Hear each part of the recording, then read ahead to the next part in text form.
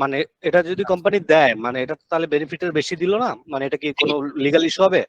এখন ভাইয়া সমস্যাটা কি? সমস্যাটা হচ্ছে কি, আইন কি বলে, আইন যেভাবে বলে সেটা হচ্ছে আইন আপনাকে ইদার স্পেসিফিক জিনিস বলবে, অথবা বেশি অথবা কম, এই দুইটা জিনিস। আমি আবার বলছি যে সর্বোচ্চটা কত হবে সেটা বলে দেয়, অথবা সর্বনিম্ন কত হবে, অথবা এক্সাক্ট অ্যামাউন্ট, অর্থাৎ কতটুকু সুনির্দিষ্ট ভাবে বলে দিবে যে কতটুকু নির্দিষ্ট অ্যামাউন্ট হবে, সেটা আপনাকে কি করবে, বলে দিবে। তো আপনি যদি এই জায়গাটা পড়েন, যে জায়গাতে আমাদের এই অ্যাডভান্সের কথাটা বলা আছে, সেই অ্যাডভান্সের জায়গাটায় দেখবেন যে খুব সুন্দর করে বলে দেয়া আছে যে আপনি তাকে যেটা করতে পারবেন, একবারে তাকে দিতে গেলে সর্বোচ্চ 2 মাসের ইয়েটা দিতে পারবেন।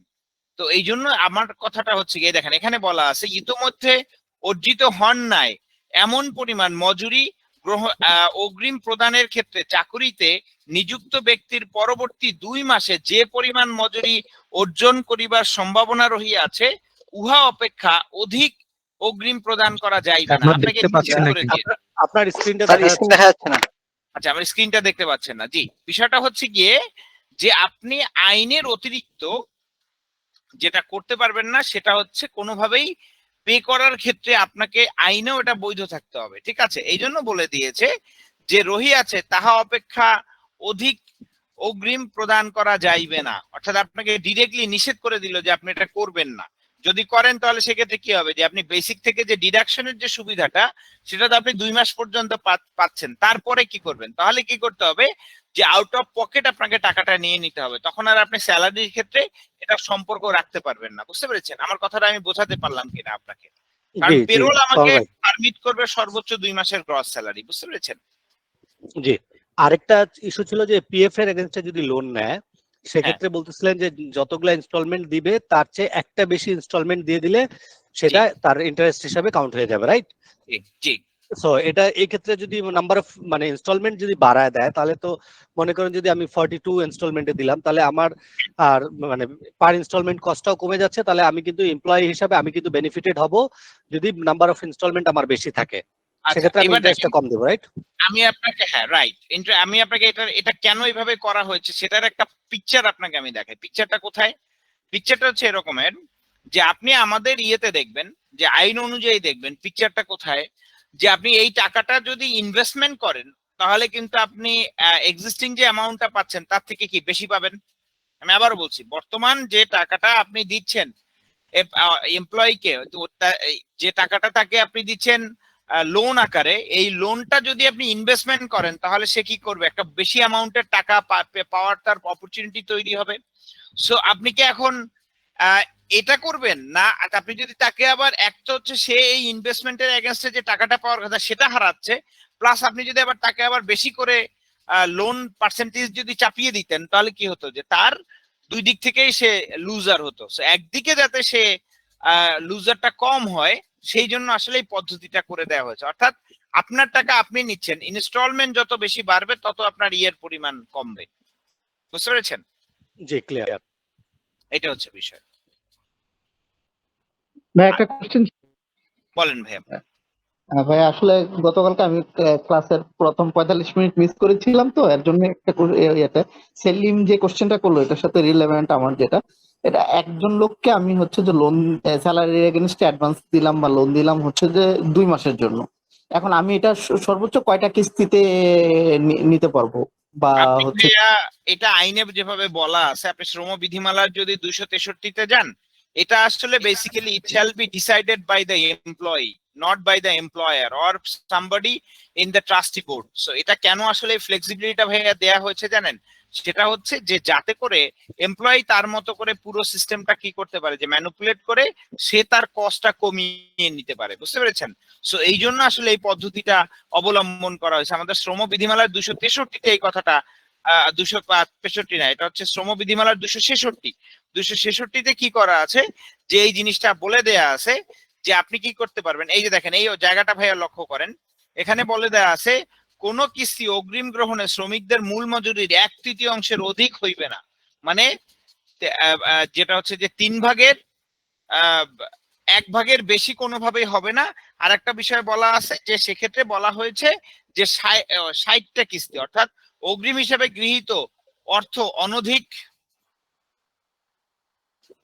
দেখেন এখানে বলা আছে অগ্রিম হিসাবে গৃহীত অর্থ অনধিক মাসিক সমান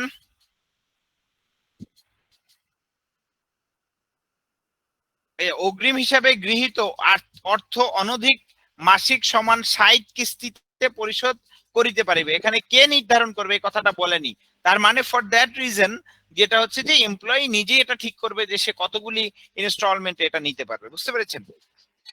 বুঝতে পেরেছি। দ্যাট মিনস হচ্ছে আমি অ্যাডভান্স নিলে সর্বোচ্চ আমি 60 কিস্তিতে দিব, এবং এটা কখনোই আমার বেসিকের 1/3 এর বেশি হবে না।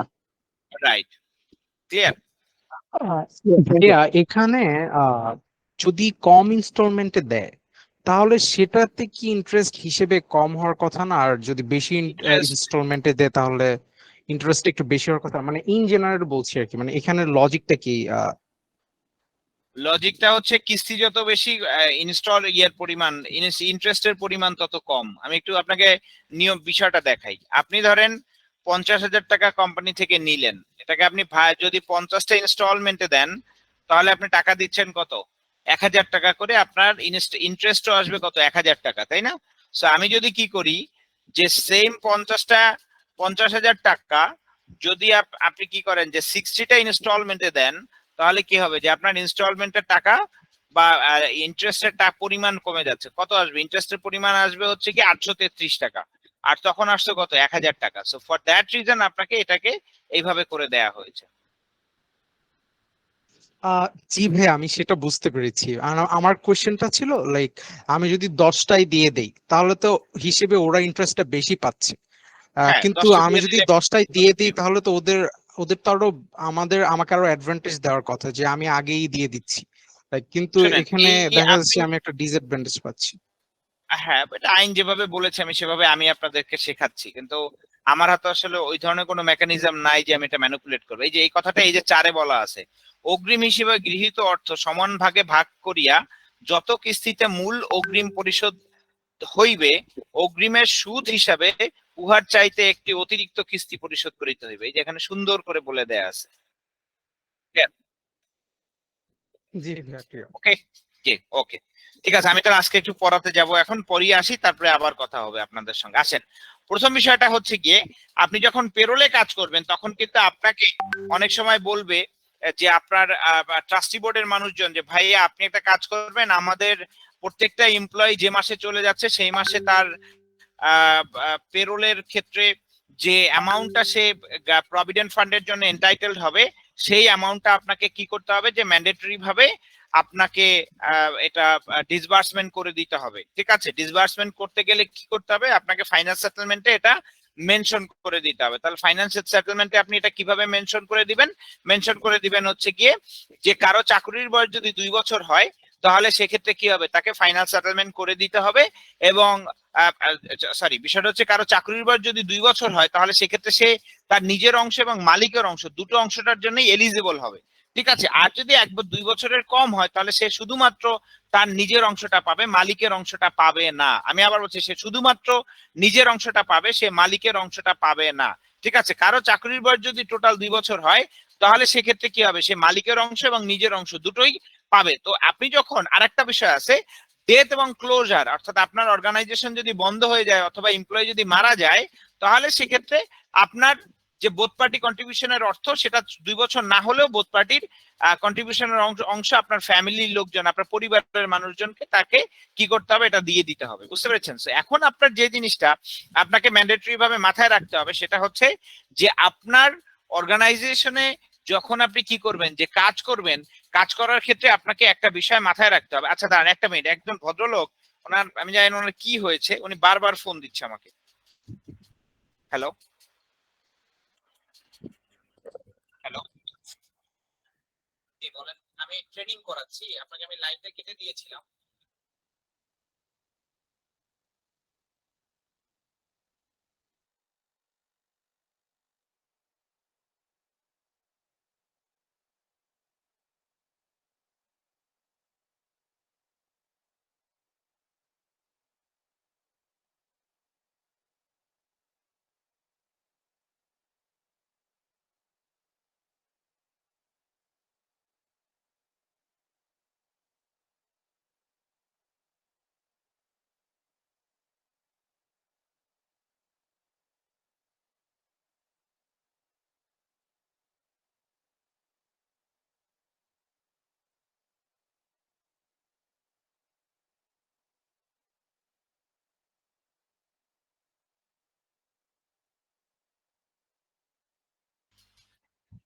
আচ্ছা, যেটা নিয়ে কথা বলছিলাম সেক্ষেত্রে হচ্ছে কি, আপনি যখন পেরোল তৈরি করবেন, পেরোলের ক্ষেত্রে আপনাকে মাথায় রাখতে হবে যে এটা আসলে বেসিক্যালি ফাইনাল সেটেলমেন্টে আসবে, এটা পেরোলের সঙ্গে ফাইনাল সেটেলমেন্টের সঙ্গে জড়িত। সো ফাইনাল সেটেলমেন্ট যখন করবেন তখন আপনি মাথায় রাখবেন যে একজন এমপ্লয়ি কখন বোথ পার্টির জন্য এন্টাইটেলড হবে। তিনি আপনাকে মাথায় রাখতে হবে যে দুটো ক্ষেত্রে উনি এন্টাইটেলড হবেন। কখন কখন এন্টাইটেলড হবে?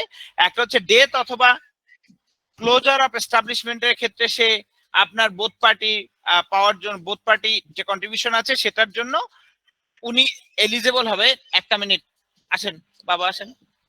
আরেকটা জিনিস হচ্ছে গিয়ে আপনাকে এখানে মাথায় রাখতে হবে, সেটা হচ্ছে কারো চাকরির বয়স যদি 2 বছর হয় তাহলে সেক্ষেত্রে আপনাকে বোথ পার্টি কন্ট্রিবিউশন, যেটা প্রভিডেন্ট ফান্ডের মালিকের অংশ আপনার নিজের অংশ, দুটোই আপনাকে ম্যান্ডেটরি ভাবে পে করতে হবে। ঠিক আছে, এটার কোনো অল্টারনেটিভ নেই। ঠিক আছে, সো এই জিনিসটা আপনি বুঝতে পারলেন কিনা সেটা একটু আমাকে একটু বলেন, যে আপনাদের কারো কোনো আছে কিনা এটার বিষয়ে, যে এটা কি ক্লোজার অফ এস্টাবলিশমেন্টের ক্ষেত্রেও?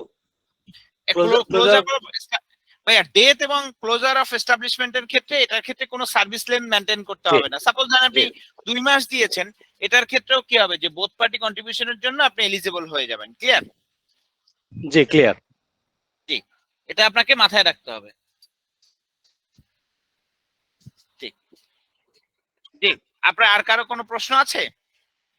ভাইয়া আচ্ছা কোশ্চেন ভাই, এক্ষেত্রে মানে রেফারেন্সটা কি, এবং যে একটা ট্রাস্টি একটা যে আপনার পলিসির মতো হয় আর কি, যেখানে আপনার টোটাল বিষয়গুলো লেখা থাকে পিডিএফ এর ক্ষেত্রে, ওইখানে কি ওই জিনিসটা কি লেখা থাকার দরকার আছে কিনা, যে বোথ পার্টি কন্ট্রিবিউশনটা 2 বছর হলে পাবে এবং ডেথ অথবা ক্লোজারের ক্ষেত্রে বোথ পার্টি কন্ট্রিবিউশন পাবে?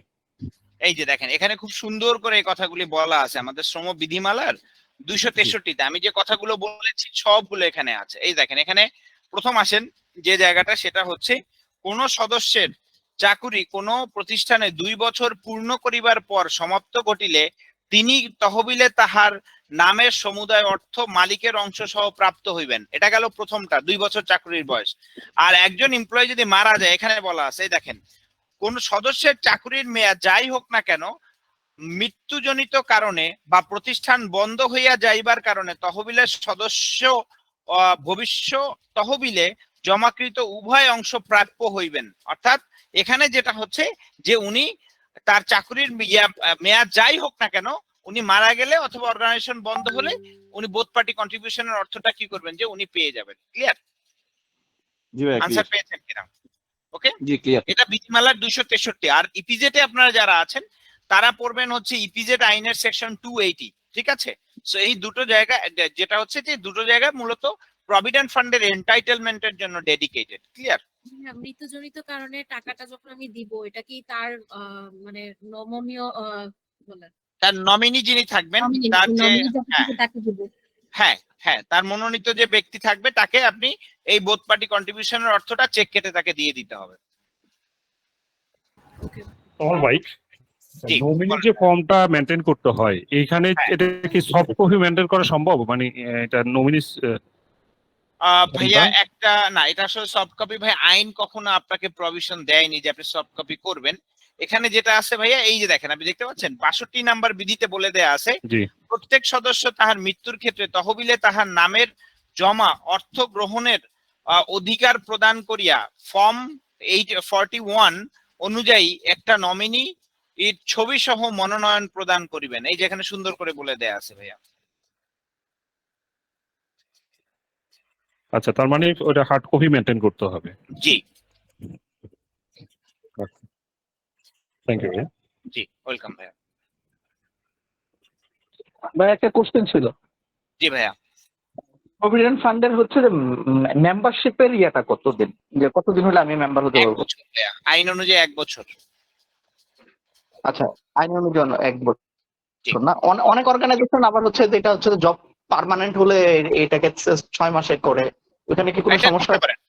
above law you can do certain things যেটাতে আসলে আইনে নিষেধাজ্ঞা নেই।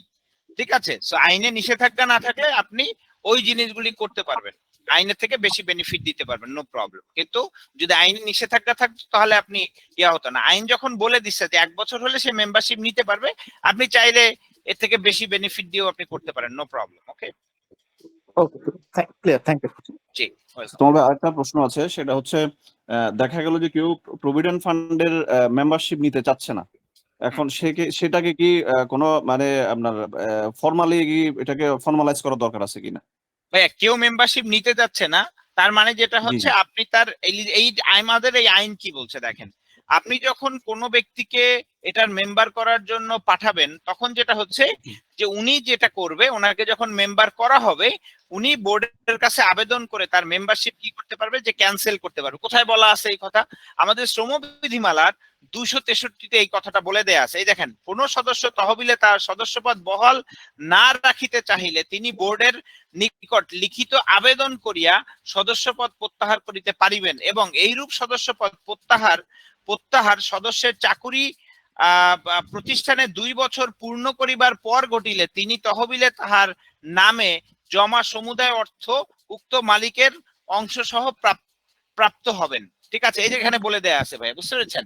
সো যে কোনো ব্যক্তি, তাকে আপনি মেম্বার বানালেন, কিন্তু সে চাইলে যে কোনো সময় আবেদন করে মেম্বারশিপটা ক্যান্সেল করতে পারবে। ঠিক আছে?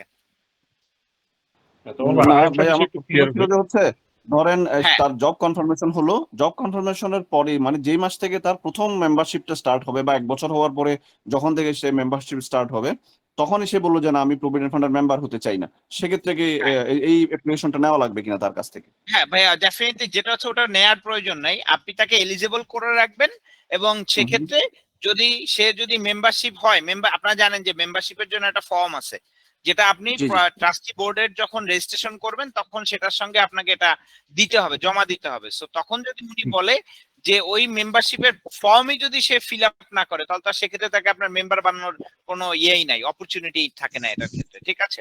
ফর্ম নাম্বারটা কত তমাল ভাই? যে ফর্ম নাম্বার ভাইয়া, এটার কোনো ফর্ম নাম্বার হয় না, এটা আমি আপনাকে বলি। যখন আপনারা এনবিআর থেকে পারমিশন নিব তখন দাঁড়ান আমি আপনাকে দেখাই একটু ভাইয়া। এনবিআর থেকে যখন আপনি কোনো কিছু পারমিশন নিবেন, দাঁড়ান একটা মিনিট আমি একটু দেখাই ভাইয়া। কোন জি শিওর।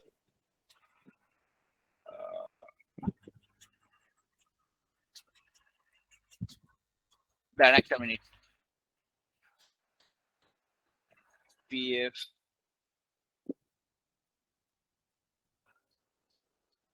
একটা মিনিট, আমি একটু জাস্ট খুঁজে বের করছি।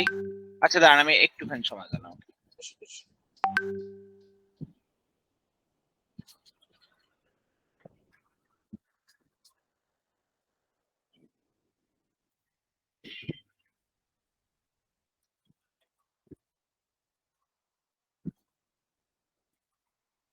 একটা মিনিট ভাই, আমি জাস্ট আমার ওই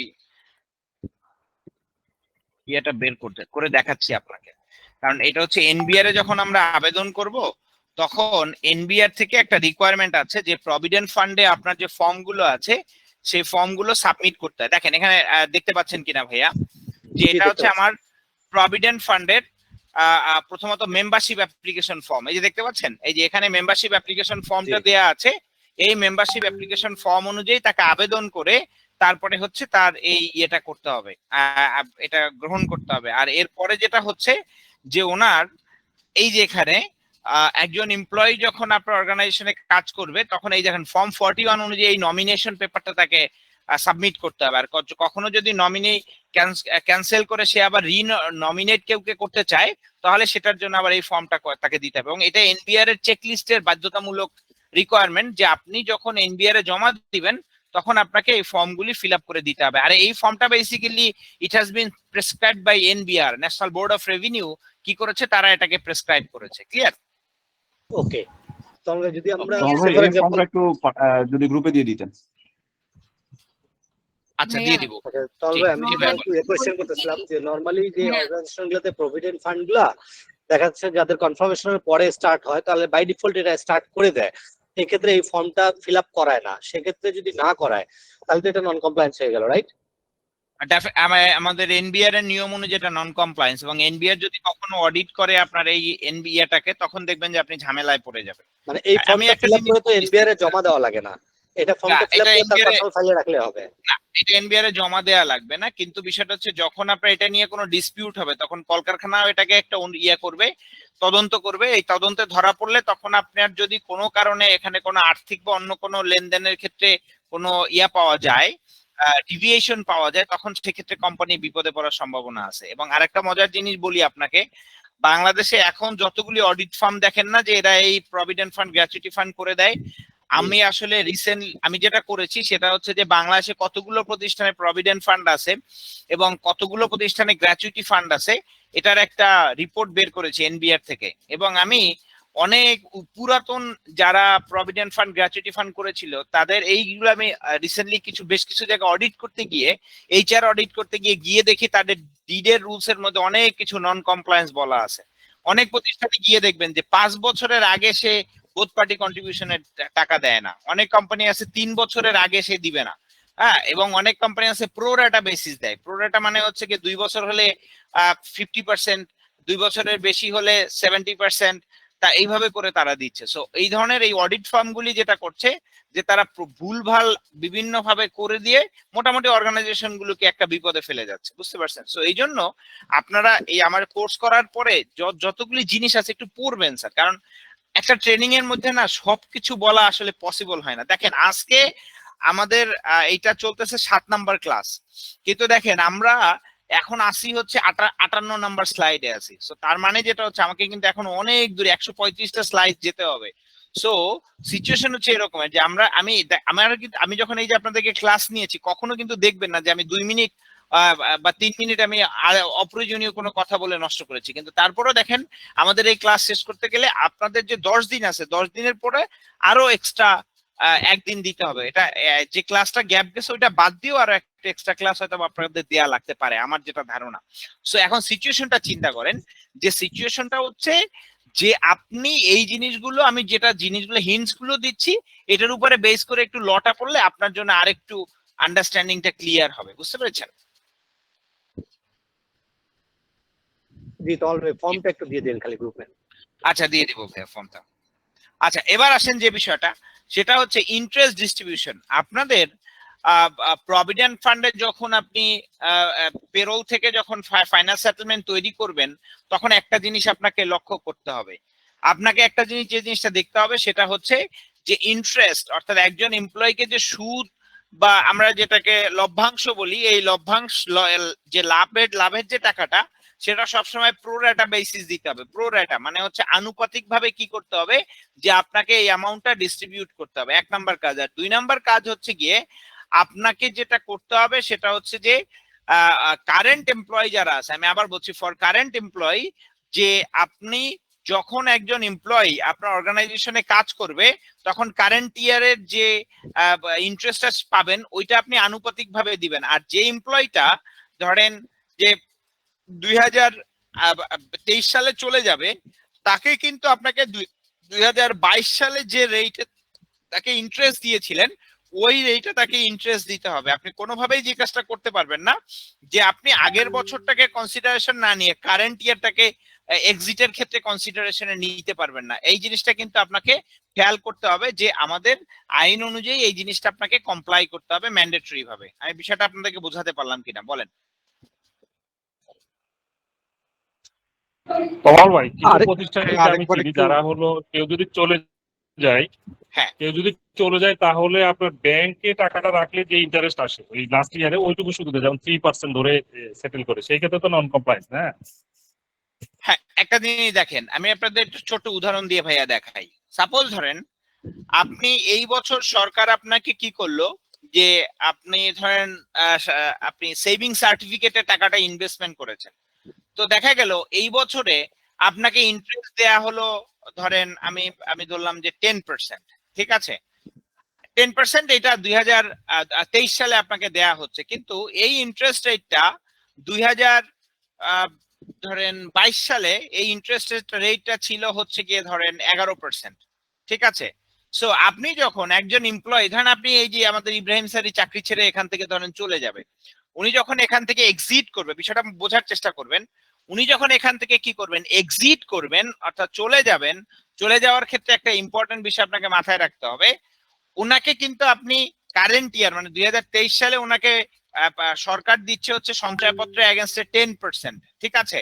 আপনি কিন্তু এই 10% কি করতে পারবেন না, যে আপনি কোনোভাবেই, আমি আবার বলছি 10% যে ইয়েটা আছে এই অনুযায়ী তাকে কিন্তু ইন্টারেস্ট আপনি দিতে পারবেন না, আপনাকে ইন্টারেস্ট দিতে হবে 11% হারে। অর্থাৎ পূর্ববর্তী বছর তো 2022 সালে যে রেটে তাকে ইন্টারেস্ট দিয়েছেন সেই রেটে তাকে ইন্টারেস্ট দিয়ে তার সঙ্গে ফাইনাল সেটেলমেন্ট করতে হবে। আপনি কিন্তু কারেন্ট ইয়ারের যেটা আছে সেই অনুযায়ী তাকে ফাইনাল সেটেলমেন্ট আপনি করতে পারবেন না। বিষয়টা ক্লিয়ার ভাবে বোঝা গেল কিনা আমাকে একটু বলেন। জি ভাইয়া ক্লিয়ার। ওকে, সো আসেন এরপরের যে বিষয়টা সেটা হচ্ছে প্রফিট শেয়ার।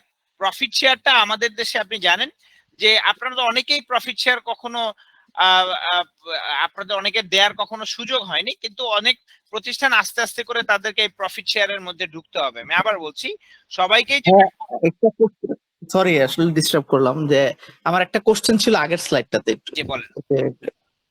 আচ্ছা, আমার কোশ্চেনটা ছিল একজন এমপ্লয়ি প্রভিডেন্ট ফান্ডের মেম্বারশিপ পাওয়ার পরে 5 বছর পরে পূর্ণ হওয়ার পরে উনি চলে গেল। এখন উনার এই যে 5 বছরের যে ইন্টারেস্টটা আমি দেবো, হ্যাঁ, তো এটা কি এখন আমি হচ্ছে লাস্ট যেটা বলছেন যে লাস্ট ইয়ারের ইন্টারেস্ট রেট যদি সাপোজ ধরেন 10% হয়, তাহলে 10% ধরেই হবে না ইয়ার ওয়াইজ যেটা যেটা হচ্ছে এইভাবে আমি দিয়ে যাব? যেটা হচ্ছে ভাইয়া প্রতি বছরটা প্রতি বছরে দিবেন, কিন্তু যে বছরটা সে এক্সিট করবে ওই বছরটা পেছনের বছরেরটা কনসিডারেশন নিয়ে করবেন। এই বছরটা পেছনের বছর, কারণ প্রতি বছর তো উনার ইন্টারেস্ট ক্যালকুলেট হয়ে ওইটা তো হিসাবটা তো চলেই যাচ্ছে ইন্টারেস্ট দিয়ে দেওয়া হচ্ছে, প্রিন্সিপাল অ্যামাউন্ট উনার অ্যাকাউন্ট বলতে হচ্ছে উনার নামে জমা হচ্ছে। তাহলে শুধু লাস্ট ইয়ার কারেন্ট ইয়ারটা আমি হচ্ছে লাস্ট ইয়ারটা হিসাব ধরে করবো, এটাই তো না? জি ওকে, clear, thank you. G.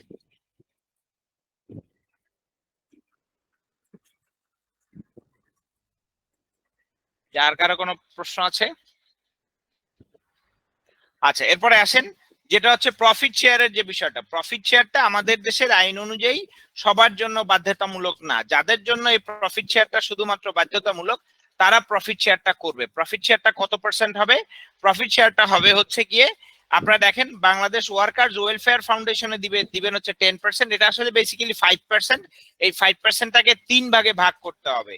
Bangladesh workers welfare foundation হচ্ছে 10%, আর তারপর হচ্ছে ওয়ার্কার্স ওয়েলফেয়ার ফান্ড হচ্ছে 10% এবং ওয়ার্কার্স পার্টিসিপেশন ফান্ড হচ্ছে 80%। ঠিক আছে, আপনাকে এই 3 ভাগে যেটা করতে হবে ভাগ করে তারপরে আপনাকে এই অ্যামাউন্টটা ডিস্ট্রিবিউট করতে হবে। আমার বলছি আপনাকে এভাবে কি করতে হবে, ভাগ করে অ্যামাউন্টটা ডিস্ট্রিবিউট করতে হবে। তো সেক্ষেত্রে যেটা হয় যে ওয়ার্কার্স পার্টিসিপেশন ফান্ডে যেটা থাকবে সেটার ক্ষেত্রে আবার যেটা হবে এটাকে 3 ভাগ করতে হবে। 3 ভাগ করে 2 ভাগ অর্থ আপনি এমপ্লয়িকে সরাসরি দিয়ে দিবেন, আর 1 ভাগ অর্থ কি করবেন আপনি ইনভেস্টমেন্ট করবেন। এবং ইনভেস্টমেন্টের যে অর্থটা সেটা আপনাকে কি করতে হবে যে আপনাকে টপ টু বটম সবাইকে সমান হারে দিতে হবে। অর্থাৎ একজনকে কম দিবেন একজনকে বেশি দিবেন তা না, আপনাকে টপ টু বটম সবাইকে সমান পরিমাণে কি করতে হবে যে এই অর্থটা তাদের সবাইকে সমানভাবে পে করতে হবে। এবং এটা ম্যান্ডেটরি ভাবেই আপনাকে আইন অনুযায়ী সবাইকে সমানভাবে ইন্টারেস্টটা পে করতে হবে। এবং এই যে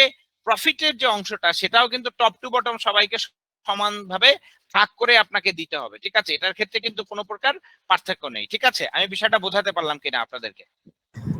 ভাইয়া তবে ভাই ভাগ করা বলতে কি 80% যেটা আছে বুঝাইছেন? Worker participation fund. ভাগ কোনটা করা আপনার? বলতে কি বুঝাইছেন?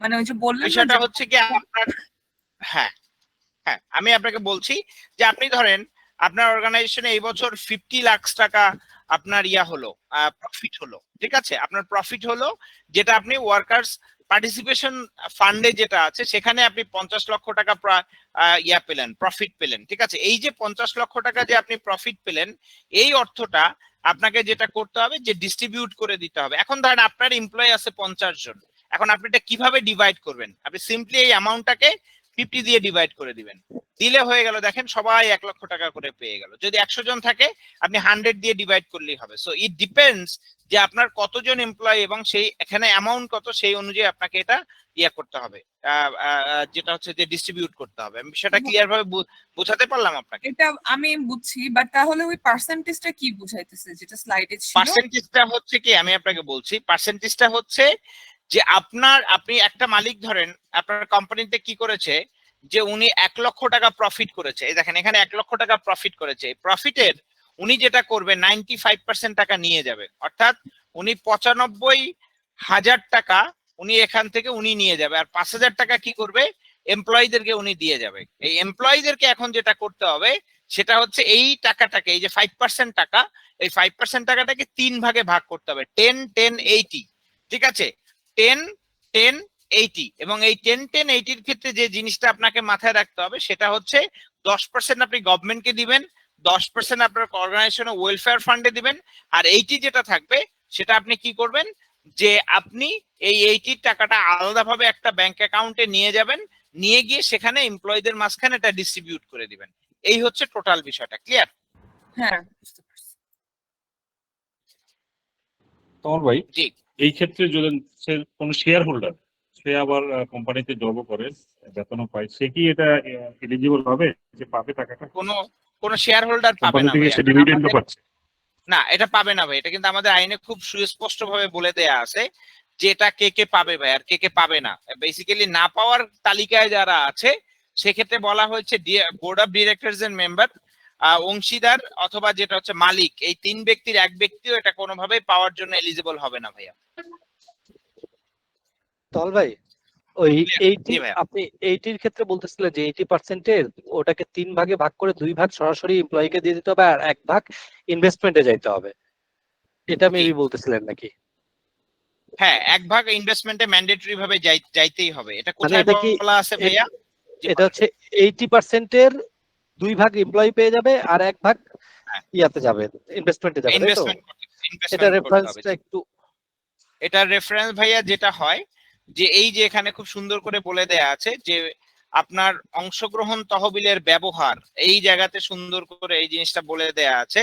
এই ব্যবহারের মধ্যে যেটা বলা হয়েছে সেখানে খুব সুন্দর করে বলে দেয়া আছে যে কে কোন অংশ কতটুকু পাবে সেটার বিষয়ে বলে দেয়া আছে। একটা আপনি প্রথমে যদি যান, এই যে এখানে দেখেন 142-এ প্রত্যেক বছর অংশগ্রহণ তহবিলে জমাকৃত মোট অর্থের 2/3 সমান অনুপাতে ভাগ করিয়া সুবিধাভোগীদের মধ্যে নগদ বন্টন করিতে হইবে এবং অবশিষ্ট 1/3 ধারা 140-11 এর বিধান মোতাবেক বিনিয়োগ করতে হবে, যাহার মুনাফাও সকল সুবিধাভোগীগণের মধ্যে সমান অনুপাতে বন্টন করা হইবে। এই যে এখানে কথাটা বলে দেয়া আছে, আপনি পেয়েছেন কিনা?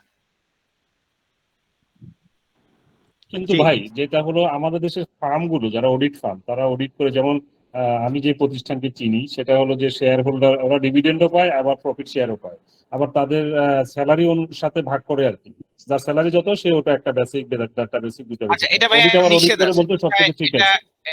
এটা সুন্দর করে নিষেধ করা আছে। আর ভাই আসলে আমি অডিটরদের বিষয়ে আমি কথা বলবো না, কারণ আমাদের দেশে অনেক ঝামেলা আছে অনেক কিছু নিয়ে। তো যাই হোক, ওটা নিয়ে আমি কনসার্ন করছি না। তবে আমি আপনাকে একটা ডেফিনেশন দেখাই 2-33 আমাদের শ্রম আইনের, সেখানে সংজ্ঞায় বলে দেয়া আছে সুবিধাভোগী কে কে হবে। এই যে এখানে বলে দেয়া আছে যে কোন কোম্পানির সুবিধাভোগী বা বেনিফিশিয়ারি, বাবা আসেন, আচ্ছা আচ্ছা, একটা মিনিট সবাই একটু লাইনে থাকেন প্লিজ, আমি আমার মেয়েকে একটু রেখে আসি।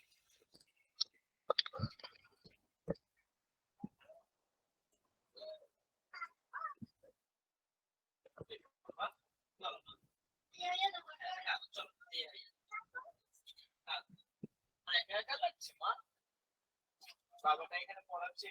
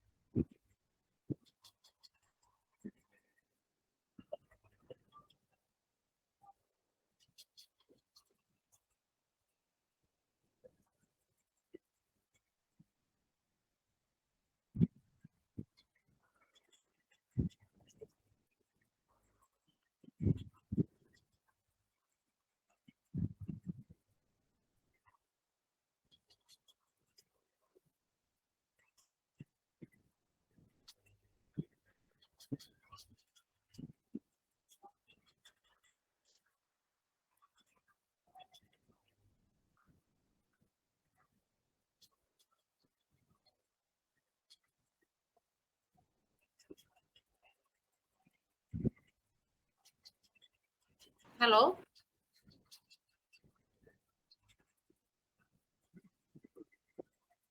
হ্যালো ভাইয়া, কেউ কি আমাকে শুনতে পাচ্ছেন? ভাইয়া স্যার একটু সময় নিচ্ছে, ওয়েট শুনতে করতে পাচ্ছি, বলছে। একটু সময় নিচ্ছে।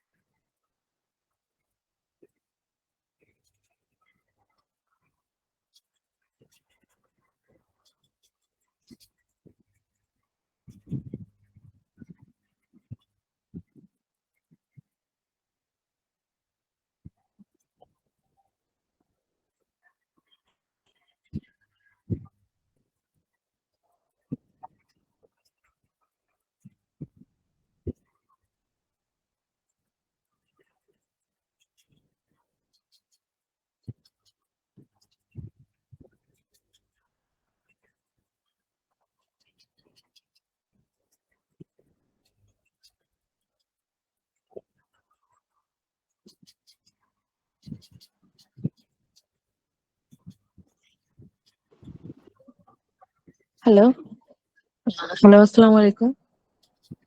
আচ্ছা, আপনারা কি পেরোল এই ট্রেনিংটার মানে ক্লাসগুলো কি শুরু থেকে কেউ রেকর্ড করেছেন?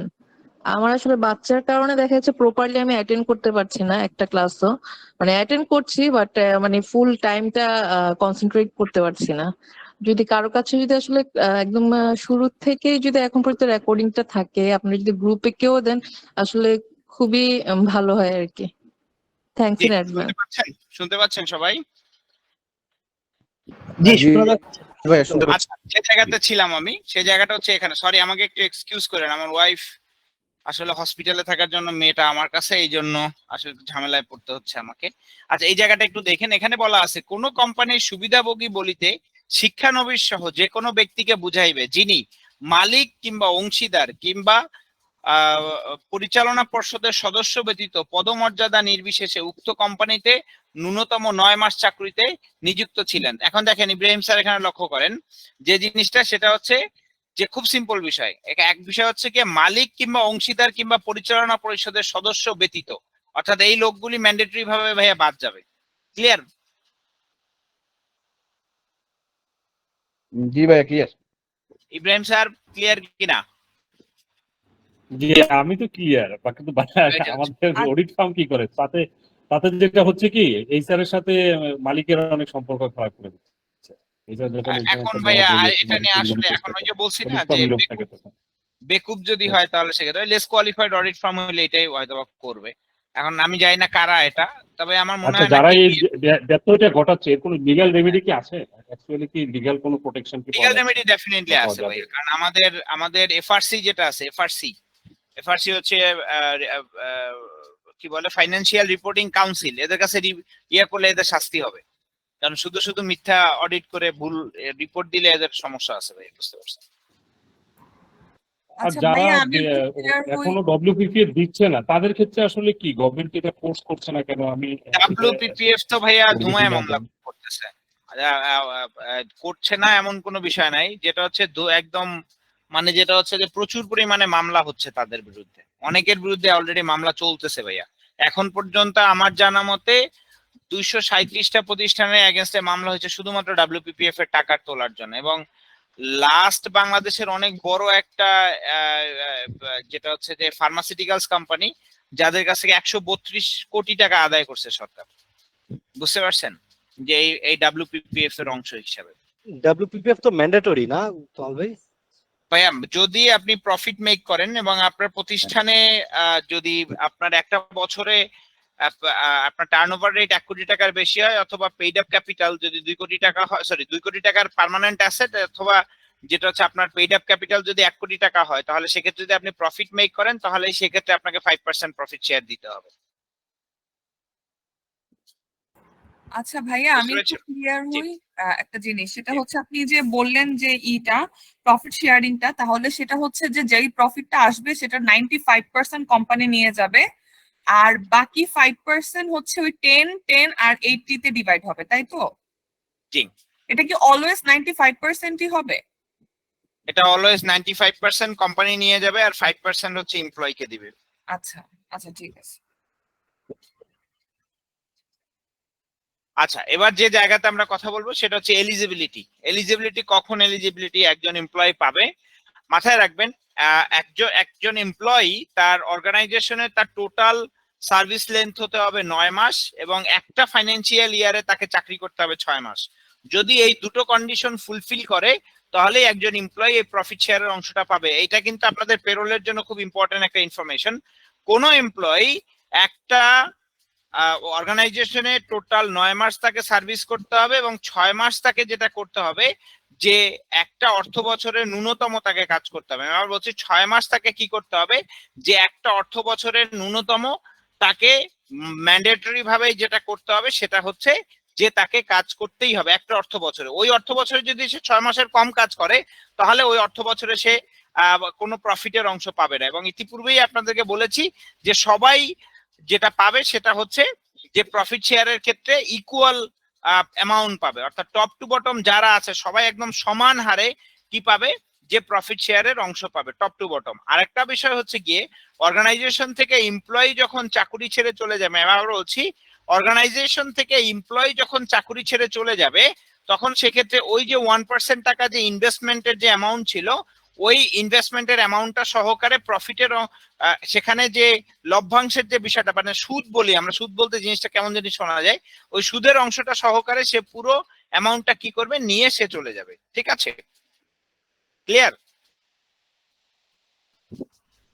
স্যার আমি কোশ্চেন ছিল ভাই এটা একটু আরেকবার যদি বলতেন।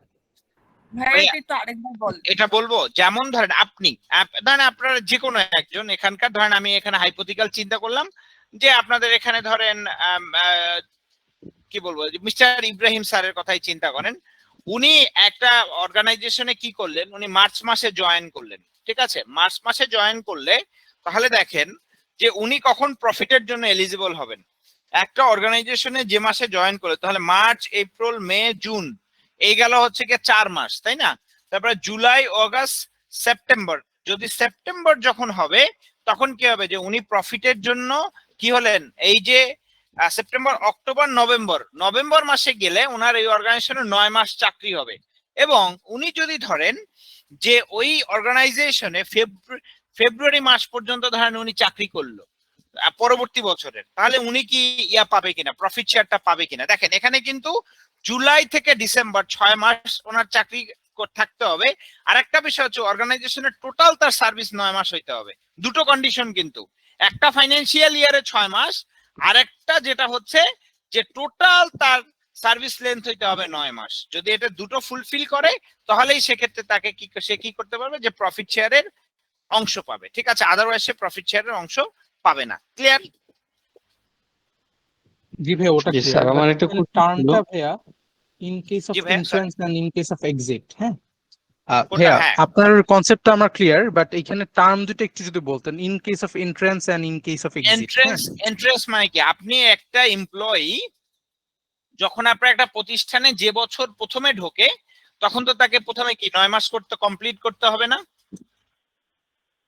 জি ভাইয়া শিওর। জি, আর যখন চলে যাবে তখন ওই সময় ওই ফাইন্যান্সিয়াল এর সে 6 মাস আছে কিনা। এখন ধরেন আপনি পুরাতন এমপ্লয়ি, আপনি 5 বছর বা 7 বছর বা 10 বছর ধরে একটা অর্গানাইজেশনে কাজ করছেন, তাহলে তো আপনাকে এন্ট্রান্স আর কনসিডারেশনে নেওয়ার কোনো প্রয়োজনই নেই। কারণ কি, কারণ আপনি অলরেডি পুরাতন এমপ্লয়ি এবং আপনার অলরেডি 9 মাস চাকরির বয়স অর্গানাইজেশনে অনেক আগেই হয়ে গিয়েছে, তাই না? সো আপনার যেটা হচ্ছে এক্সিটের বিষয়টা, তখন যখন একজন এমপ্লয়ি চলে যাবে একটা ফাইন্যান্সিয়াল ইয়ারে, দেখতে হবে যে ওকে মিস্টার যেটা হচ্ছে যে নোমান, উনি অর্গানাইজেশনে কি করেছেন, 5 বছর ধরে আছেন, তাহলে আপনাকে প্রথমটা নিয়ে চিন্তা করতে হলো না এন্ট্রান্স, আপনাকে এক্সিট নিয়ে চিন্তা করতে হবে। এক্সিট কি, 6 মাস কাজ করলেই সে ওই ফাইন্যান্সিয়াল ইয়ারে সে ইয়াটা পেয়ে যাবে, যেটা হচ্ছে প্রফিটের অংশটা সে পেয়ে যাবে। এই হচ্ছে বিষয়, আর কিছু না। ক্লিয়ার? মানে লাস্ট হচ্ছে গিয়ে সে যখন চলে যাবে তার সে লাস্ট 6 মান্থসটা তাকে থাকতে হবে। যদি সে থাকে রাইট, তাহলে প্রফিট শেয়ারটা Last সে 6 নিয়ে months চলে না। যেতে পারবে। ম্যাডাম লাস্ট 6 মান্থস না, বিষয়টা হচ্ছে একটা ফাইন্যান্সিয়াল ইয়ার। যেমন একটা অর্থ বছর কখন হয়, January to December, sorry January, sorry আমি ভুল জুলাই টু বলেছি, ডিসেম্বর। যেটা হচ্ছে যারা মাল্টিন্যাশনাল প্রতিষ্ঠান তাদের জানুয়ারি টু ডিসেম্বর হচ্ছে গিয়ে তাদের ফাইন্যান্সিয়াল ইয়ার। যারা লোকাল প্রতিষ্ঠান তাদের ফাইন্যান্সিয়াল ইয়ার হচ্ছে জুলাই টু জুন। ঠিক আছে, অর্থাৎ জুলাইয়ের 1 তারিখ থেকে জুনের 30 তারিখ পর্যন্ত। তো এটা হচ্ছে ফাইন্যান্সিয়াল ইয়ার। তো ওই এমপ্লয়িকে যেটা হয় যে এই ফাইন্যান্সিয়াল ইয়ারের মধ্যে 6 মাস থাকলেই হবে। এটা প্রথমও 6 মাস থাকতে পারে, শেষ 6 মাস থাকলেও হবে, মাঝখানে 6 মাস থাকলেও হবে, যেভাবে সে 6 মাস থাকুক না কেন। বুঝতে পেরেছেন? হ্যাঁ। ক্লিয়ার? জি, এখন আমি মনে করেন 5 বছর কাজ করলাম, এখন আমি চলে যেতে চাচ্ছি, ঠিক আছে? তো আমার ঠিক। মনে করেন হচ্ছে যা ধরেন আমি বললাম যে আমি চলে যাব জানুয়ারি 2024-এ, ঠিক জি। আছে?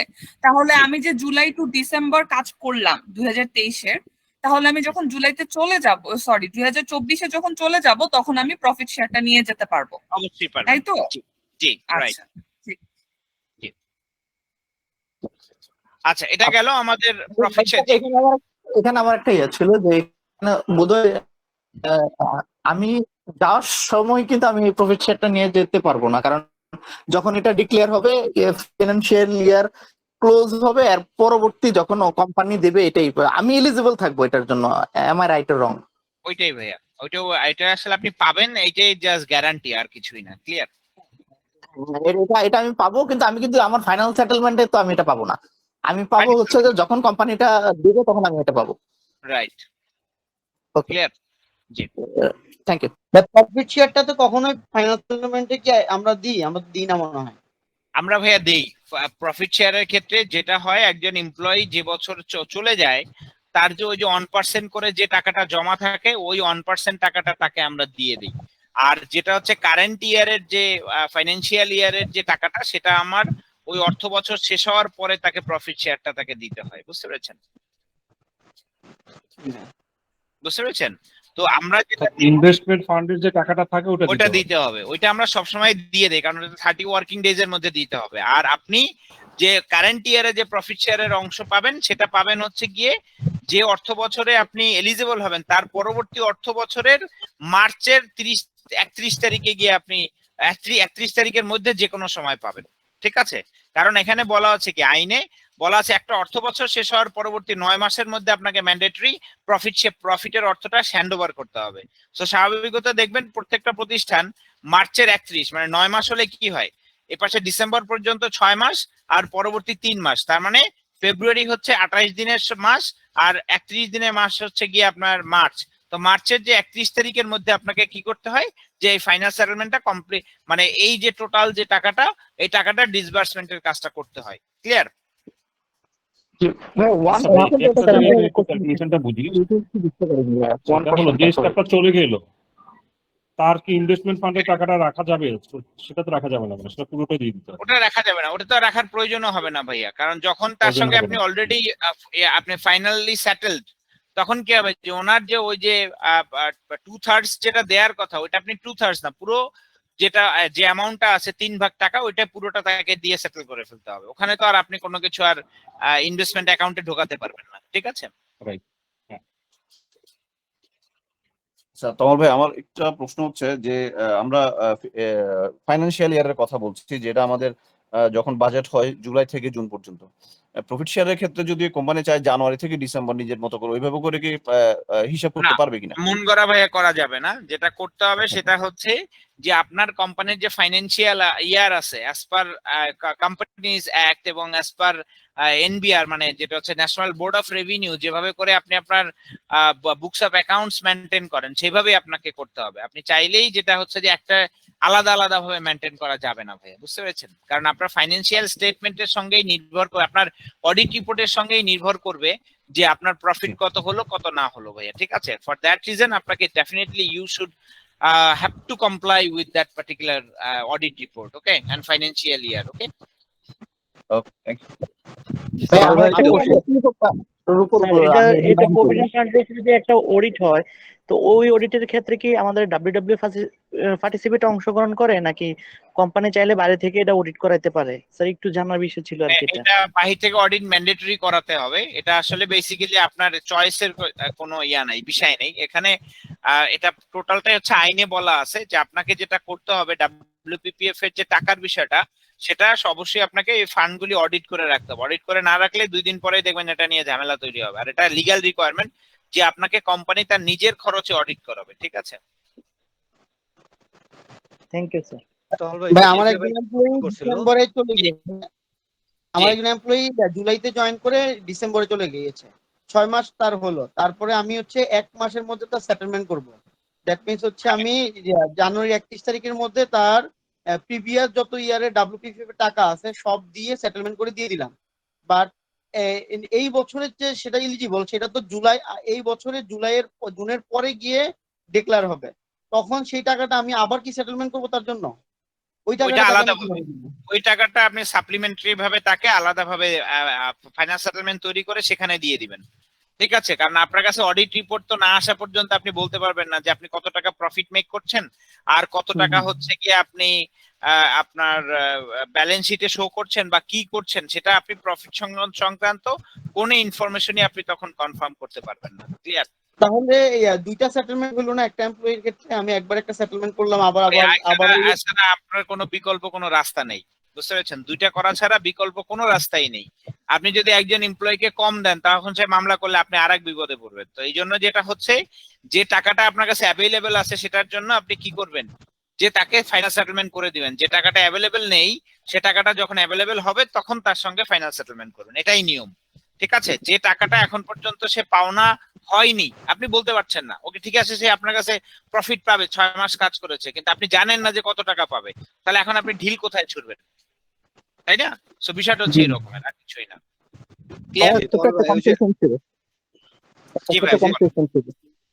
কনফিউশনটা হচ্ছে একজন এমপ্লয়ি হচ্ছে যে যখন চলে যাচ্ছে ওর ফাইনাল সেটেলমেন্ট আমি প্রিভিয়াস ইয়ারের যে ওর ইনভেস্টমেন্টের টাকাটা ওকে দিয়ে দেবো, ওর ইন্টারেস্টটা ওকে দিয়ে দেবো।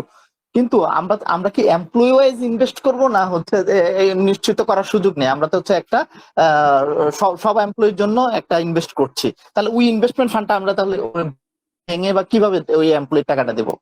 ভাইয়া যেটা হচ্ছে যে আপনি যদি একটা জমিতে ইনভেস্টমেন্ট করেন তাহলে সেক্ষেত্রে ওটা যখন লিকুইডেট করবেন তখন সেক্ষেত্রে আপনি এটা দিয়ে দিতে হবে। কিন্তু বিষয়টা হচ্ছে যে আমাদের আইন তো বলছে 30 ওয়ার্কিং ডেজ এর মধ্যে করতে, তাই না? তো আসলে লিকুইডেট করার ক্ষেত্রে তো সেক্ষেত্রে আপনি অতদিন ওয়েট করতে পারবেন না। আপনি নেক্সট ফাইন্যান্সিয়াল ইয়ারে যখন আপনার ফান্ড অ্যাভেলেবল হবে বা আপনি যেটা হচ্ছে এক্সিস্টিং যদি কোনো ফান্ড অ্যাভেলেবল থাকে ওখান থেকে তার অংশটা আপনি কি করবেন, সুন্দর করে তাকে ডিস্ট্রিবিউট করে দিয়ে দিবেন, শেষ। আচ্ছা, তাহলে এখন এই সাপোজ একটা আমি জমি কিনলাম, এখন এই জমিটার প্রাইস কত আছে এটা ধরে হয়তো আমার অন্য ফান্ড থেকে টাকাটা দিয়ে আমাকে অ্যাডজাস্ট করে নিতে হবে, ব্যাপারটা তো তাই নাকি? জি, ব্যাপারটা তাই। আচ্ছা তোমার ভাই আরেকটা কথা ছিল যেটা আপনি বলছেন। আচ্ছা, আমার আরেকটা কোশ্চেন ছিল যে রেগুলেটরি বডি অনেক সময় অনেক অর্গানাইজেশনে কি করে প্রফিট করে কিন্তু ওরা হয়তো বা ওইভাবে এটাকে ডিক্লেয়ার করতে চায় না। একটা রেগুলেটরি বডি কিভাবে এটাকে অর্গানাইজেশনটাকে আইডেন্টিফাই করতে পারতেছে যে এটাকে আইদার প্রফিট করতেছে না লস করতেছে বা আরজেসি আছে না, আরজেসি তে কিন্তু আপনার ব্যালেন্স শিট সাবমিট করতে হয়, সো ওখান থেকে ওরা এটা আইডেন্টিফাই করে। ওকে, থ্যাংক ইউ। ওকে তল ভাই আপনি বলছিলেন যে ওই যে ফাইনাল সেটেলমেন্টে 1% টাকাটা আমাদেরকে দিয়ে দিতে হয়, এই 1% এর ব্যাপারটা আমি একটু বুঝি নাই। 1% ভাই ওই যে আমরা আপনার সঙ্গে কথা বলছিলাম না, আপনি বললেন যে ভাই এটা রেফারেন্স কোথায়, ওখানে দেখবেন যে 1% টাকা হচ্ছে যে আপনি টাকাটাকে তো প্রথমে কি করলেন 2/3 অর্থাৎ 3 ভাগে ভাগ করে 2 ভাগ এমপ্লয়িকে দিচ্ছেন আর 1 ভাগ আপনি করলেন, তাই না? জি জি, 1 ভাগ ইনভেস্ট করছি। ওই 1 ভাগ ইনভেস্ট করেছেন, ওই 1 ভাগ টাকার কথা বলছি ভাই। ওকে, ওই 1 ভাগের কথাটাই তো মেইনলি দাঁড়াইলো যে আমরা যে ইনভেস্ট করে দিলাম ওটা লিকুইডেট অ্যামাউন্টটা দিতে হবে, তাই তো? ওটা যখন যাচ্ছে তখন করতে হবে। জি। আচ্ছা, আমরা অনেক ক্ষেত্রে দেখি যে মানে আমি যেটা দেখছিলাম, আমি আসলে মানে পেরোলে কাজ করার এক্সপেরিয়েন্স নাই, দ্যাটস হোয়াট আমি অথবা কিছু লেমেন কোশ্চেন হয়ে যাবে, যে অনেক ক্ষেত্রে দেখি যে কিছু এমপ্লয়িকে মানে প্রফিট শেয়ারটা ডিসবার্স হওয়ার পরে যারা রিজাইন করে চলে গেছিল তাদেরকে ডেকে ডেকে দিচ্ছে, এবং অনেক ক্ষেত্রে হচ্ছে যে ওই যে ফান্ড যে ইনভেস্টমেন্টটা হয়েছিল এটাও লেটার অন পরে আরেকটা চেকে পাচ্ছে। সো এটা কি মানে কোনো নির্দিষ্ট সময় আছে যে এই সময়ের পরেও এটা পাবে? ভাইয়া বেসিক্যালি ওই যে আপনার প্রথমত বিষয়টা যেটা হয় যে আনঅডিটেড যে ফান্ড আছে, ঠিক আছে, সেটা কিন্তু কখনোই যেটা হবে না যে আপনি ডিসবার্স করতে পারবেন না। যেমন এই যে আমাদের এখানে ইব্রাহিম স্যার আছে, ইব্রাহিম স্যার যে প্রশ্ন করেছিলেন একটু আগে, ওনার এক্স বস হচ্ছে গিয়ে গ্রামীণ ফোনের সিএনবি ম্যানেজার। বুঝতে পেরেছেন? গ্রামীণ ফোন কি করে জানেন? গ্রামীণ ফোন যেটা হচ্ছে যে আইনের নিয়ম হচ্ছে আপনার এই জুলাইয়ের 1 তারিখ থেকে মার্চের 31 তারিখের মধ্যে এটা ডিস্ট্রিবিউট করতে হয়। গ্রামীণ ফোন কি করেছে জানেন? ওরা নভেম্বরের মধ্যে ওদের ফান্ড অডিট করা কমপ্লিট হয়ে যায়। যখন নভেম্বরের মধ্যে ওর ফান্ড অডিট করা কমপ্লিট হয়ে যায় তখন কি করে ওরা জানেন? ওরা এই টাকাটা নভেম্বরেই এমপ্লয়িকে ডিস্ট্রিবিউট করে দেয় এই পার্টিসিপেশন ফান্ডকে। দেওয়ার পরে দেখা যাচ্ছে ব্যাংকগুলো এগুলো জানে যে গ্রামীণ ফোনের এই ফান্ডটা এখান থেকে এখানে গিয়েছে। ব্যাংকগুলি এসে ওদের কাছে চুপ করে বসে থাকে যে ভাই আমাদেরকে ফান্ডটা দেন।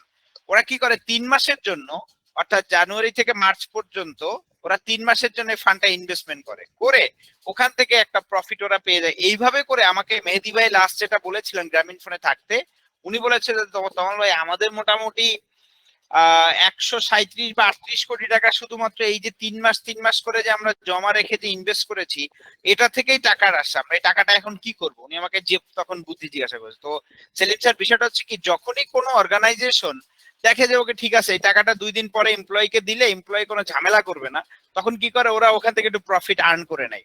তাই 3 মাস পরে বা 4 মাস পরে ওকে টাকাটা দিলে 3 মাসের জন্য শর্ট টার্মের জন্য টাকাটা এক জায়গায় রাখে, রেখে ওখান থেকে প্রফিটটা নিয়ে জাস্ট ওরা ওইটাকে আবার করে দেয়, যেটা হচ্ছে যে স্কিপ করে ফেলে জিনিসটা। এই প্রফিটটা কি এমপ্লয়ি পায়?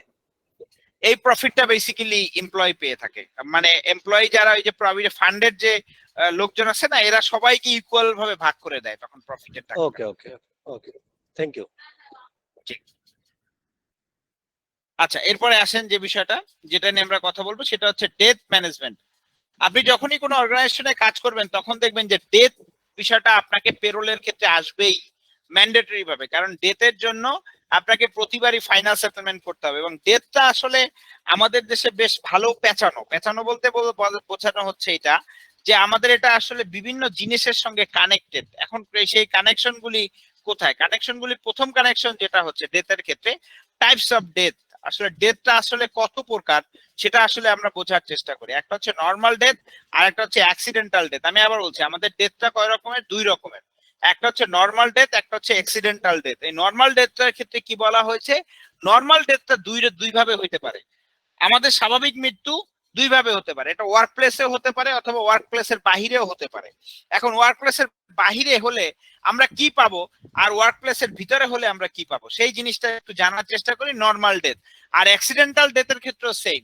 আমার মৃত্যুটা কোথায় হতে পারে? অর্গানাইজেশনের ভেতরেও হতে পারে, আমার মৃত্যু অর্গানাইজেশনের বাহিরেও হতে পারে। তাহলে এবার আসেন সেই জিনিসটা একটু দেখার চেষ্টা করি যে আসলে কি সিচুয়েশন বা কিভাবে এটা করতে হয়।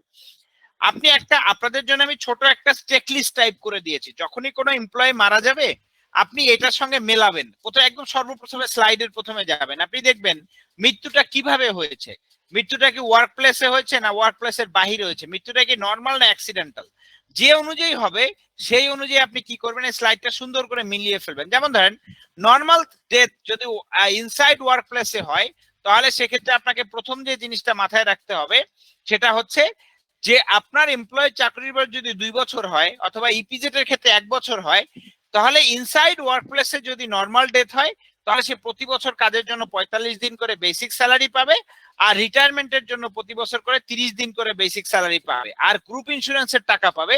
আর রিটায়ারমেন্টের ক্ষেত্রে ইপিজেটে এটা 45 দিন করে পাওয়া যায়। বুঝতে পেরেছেন? অর্থাৎ এই যে পেমেন্ট গুলি আছে এগুলি কি করতে হবে আপনাকে এইভাবে একজন এমপ্লয়িকে করতে হবে। এটা গেল ইনসাইড ওয়ার্ক প্লেস। এবার দেখেন আউটসাইড ওয়ার্ক প্লেসে যদি কোনো এমপ্লয়ি অ্যাক্সিডেন্টাল ডেথে মারা যায় তাহলে সেক্ষেত্রে সে কি পাবে? প্রথম যে বিষয়টা আছে সেটা হচ্ছে ডেথ কম্পেনসেশন। যদি কোনো এমপ্লয়ি চাকরির বয়স যদি 2 বছর হয় তাহলে সেক্ষেত্রে কি হবে যে ডেথ কম্পেনসেশন পাবে। আমি আবার বলছি কোনো এমপ্লয়ি যদি চাকরির বয়স 2 বছর হয় তাহলে সে ডেথ কম্পেনসেশন পাবে। ডেথ কম্পেনসেশন হিসেবে পাবে হচ্ছে গিয়ে প্রতি বছর কাজের জন্য 30 দিন করে বেসিক স্যালারি এবং রিটায়ারমেন্টের জন্য প্রতি বছর কাজের জন্য 30 দিন স্যালারি, আর গ্রুপ ইন্স্যুরেন্সের টাকাটা পাবে। আরেকটা বিষয় হচ্ছে গিয়ে ফর ইপিজেড এর জন্য যেটা হবে সেটা হচ্ছে যে আপনি কোনো এমপ্লয়ি যদি 1 বছর চাকরি করে তাহলে ইপিজেড এর সেক্ষেত্রে যেটা হয় সেটা হচ্ছে মৃত্যুর জন্য পাবে 30 দিন করে বেসিক স্যালারি, আর রিটায়ারমেন্টের জন্য হচ্ছে 45 দিন করে বেসিক স্যালারি। ঠিক আছে, এবার আসেন যদি এই মৃত্যুগুলো অ্যাক্সিডেন্টাল হয় তাহলে কি হবে মাথায় রাখেন। যদি অ্যাক্সিডেন্টাল ডেথ হয় ইনসাইড ওয়ার্ক প্লেসে তাহলে কারো চাকরির বয়স 2 বছর হলে সে প্রতি বছর কাজের জন্য 45 দিন করে বেসিক স্যালারি পাবে।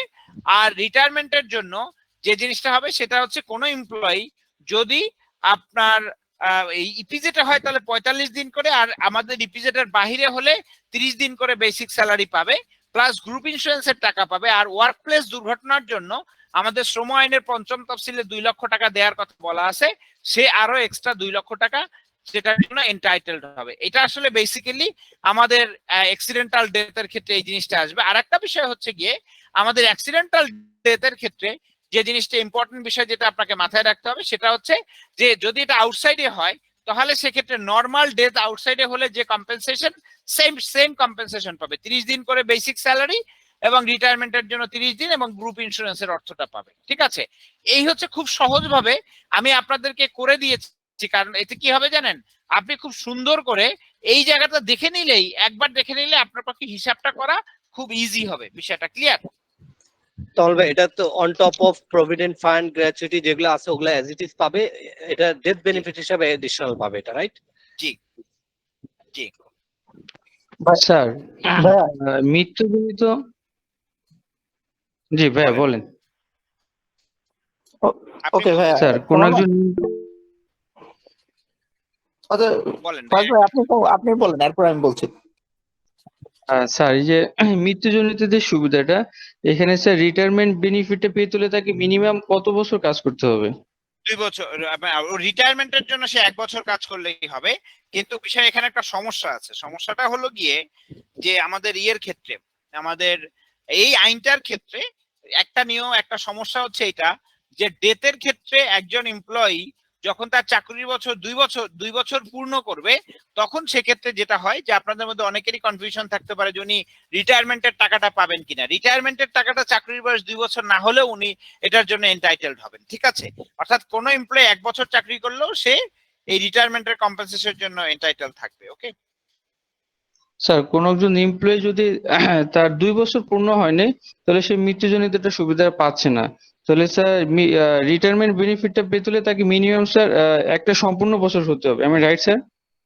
জি, রিটায়ারমেন্ট পেতে হলে অবশ্যই সম্পূর্ণ বছর না হলে সেক্ষেত্রে সে রিটায়ারমেন্টের কম্পেনসেশন পাবেন না। আচ্ছা, আপনাদের এখানে একজন আমাকে একটা প্রশ্ন করেছিলেন, উনি বলেছিলেন আমাকে যে ভাইয়া যে উনি অন্য সবকিছু পাবে, অন টপ অফ দ্যাট এটা পাবে। অন্য সবকিছু বলতে আপনি কি মিন করেছেন আমি ঠিক জানি না।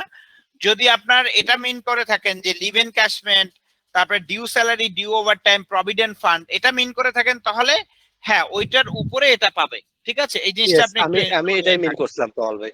রাইট, ঠিক আছে ভাইয়া। ওকে ভাইয়া, ঠিক। ভাইয়া ডেথ রিলেটেড একটু ধারাগুলা কি একটু বলা যাবে? জাস্ট আমি ডেথের লিখতে ধারা হচ্ছে গিয়ে শ্রম আইনের সেকশন 19, তারপরে হচ্ছে গিয়ে সেকশন 99 এবং আরেকটা হচ্ছে গিয়ে সেকশন 151। থ্যাংক ইউ ভাই। ভাই আমার কোশ্চেনটা আমি করতে যাচ্ছিলাম এখন। হ্যাঁ, আমার কোশ্চেনটা হলো যে একজন এমপ্লয়ি হচ্ছে আউটসাইড ওয়ার্ক প্লেসে মারা গেল, কিন্তু হচ্ছে যে অফিসের কাজ করতে গিয়ে সাপোজ একটা এমপ্লয়ি অফিসের কাজ করতে রোড অ্যাক্সিডেন্টে বাইরে মারা গেল, তখন তো ওটাকে আমি ইনসাইড ওয়ার্ক প্লেস হিসাবে তো কাউন্ট করে নিতে হবে, ঠিক না? বুঝিনি, অফিসের কাজে যদি ভাইয়া বাহিরে গিয়ে সে দুর্ঘটনায় মারা যায় বাইরে তাহলে মারা যায়। হ্যাঁ, হ্যাঁ। অবশ্যই সেটা আমাদের আইন অনুযায়ী, আমাদের শ্রম আইন অনুযায়ী অফিসের কাজে যদি কেউ বাহিরে গিয়ে দুর্ঘটনায় মারা যায় সেক্ষেত্রে অবশ্যই সেটা ইনসাইড ওয়ার্ক প্লেস দুর্ঘটনা হিসেবে বিবেচিত হবে। ঠিক আছে জি ভাই, আর আরেকটা আমার এটার সাথে রিলেটেড কোশ্চেন, এটা হচ্ছে আমরা যখন ইনসাইড ওয়ার্ক প্লেসে অ্যাক্সিডেন্টাল ডেথ হবে তখন আমাকে তো 2 লাখ টাকা দিতে হবে। এই 2 লাখ টাকাটা তো অর্গানাইজেশন দিবে। ধরেন আমি গ্রুপ ইন্স্যুরেন্স আমার অর্গানাইজেশনে আছে, আমি গ্রুপ ইন্স্যুরেন্সের টাকা দিলাম। ইন এডিশন আমি যদি ওই এমপ্লয়ির জন্য একটা ইন্স্যুরেন্স করে রাখি, আলাদা ইন্স্যুরেন্স, হ্যাঁ, যেমন হসপিটালাইজেশন ইন্স্যুরেন্স, এবং ওইটার মাধ্যমে যদি 2 লাখ দেই তাহলে হবে না? হবে না ভাইয়া, আমি কিন্তু গ্রুপ ইন্স্যুরেন্স আলাদা দিচ্ছি, এটার পরে আবার আরেকটা ইন্স্যুরেন্স করে যদি দিই। জি, আপনাকে যেটা হচ্ছে যে আপনি সেকশন 99 এ দেখবেন, যেটা খুব সুন্দর করে বলে দেয়া আছে ভাইয়া। সেকশন 99 এ খুব সুন্দর করে বলে দেয়া আছে যে আপনি আন্ডার এনি সিচুয়েশন আপনি যে ইয়ের যে টাকাটা দিবেন, যেটাকে আমরা বলছি যে ইন্স্যুরেন্সের যে টাকাটা দিবেন, দ্যাট উইল বি অন্য যতগুলি বেনিফিট দিচ্ছেন, অল আদার বেনিফিটস এর উপরে এটা কনসিডারেশন করা হবে। আমি ভেবেছিলাম ওইটাকে হচ্ছে গ্রুপ ইন্স্যুরেন্সের কথা বলা হয়েছে, তাহলে আমি না, গ্রুপ ইন্স্যুরেন্স ছাড়াও অন্য যে কোনো ইন্স্যুরেন্স দিলে এটাকেও কাউন্টে আসবে না, তাহলে মানে দ্যাট মিনস এটা হচ্ছে অন্য মালিকের পকেট থেকে ইন্স্যুরেন্স যাবে, মানে সিম্পল কথা। বিষয়টা দেখেন, এখানে আপনি সেকশন 99টা যদি পড়েন তাহলে আপনার জন্য অনেক কিছু ক্লিয়ার হয়ে যাবে ভাই। একটা মিনিট আমার একটু সময় দেন, আমি একটুখানি আপনাদেরকে দেখাই।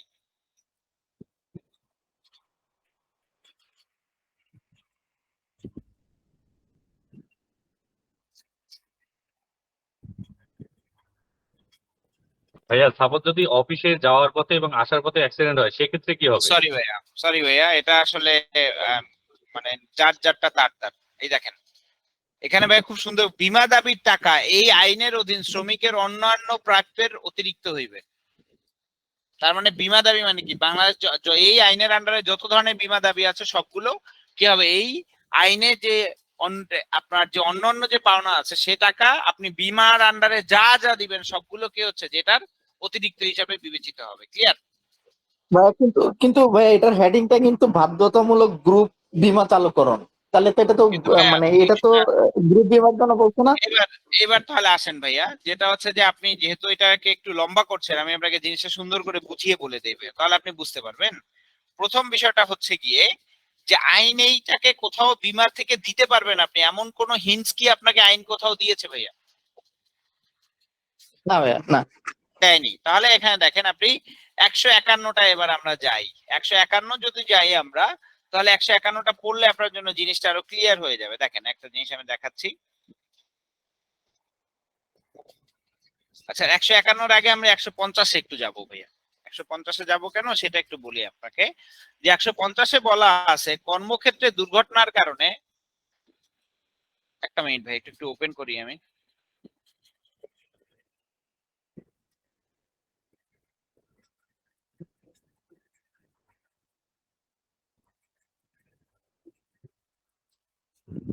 একটা মিনিট।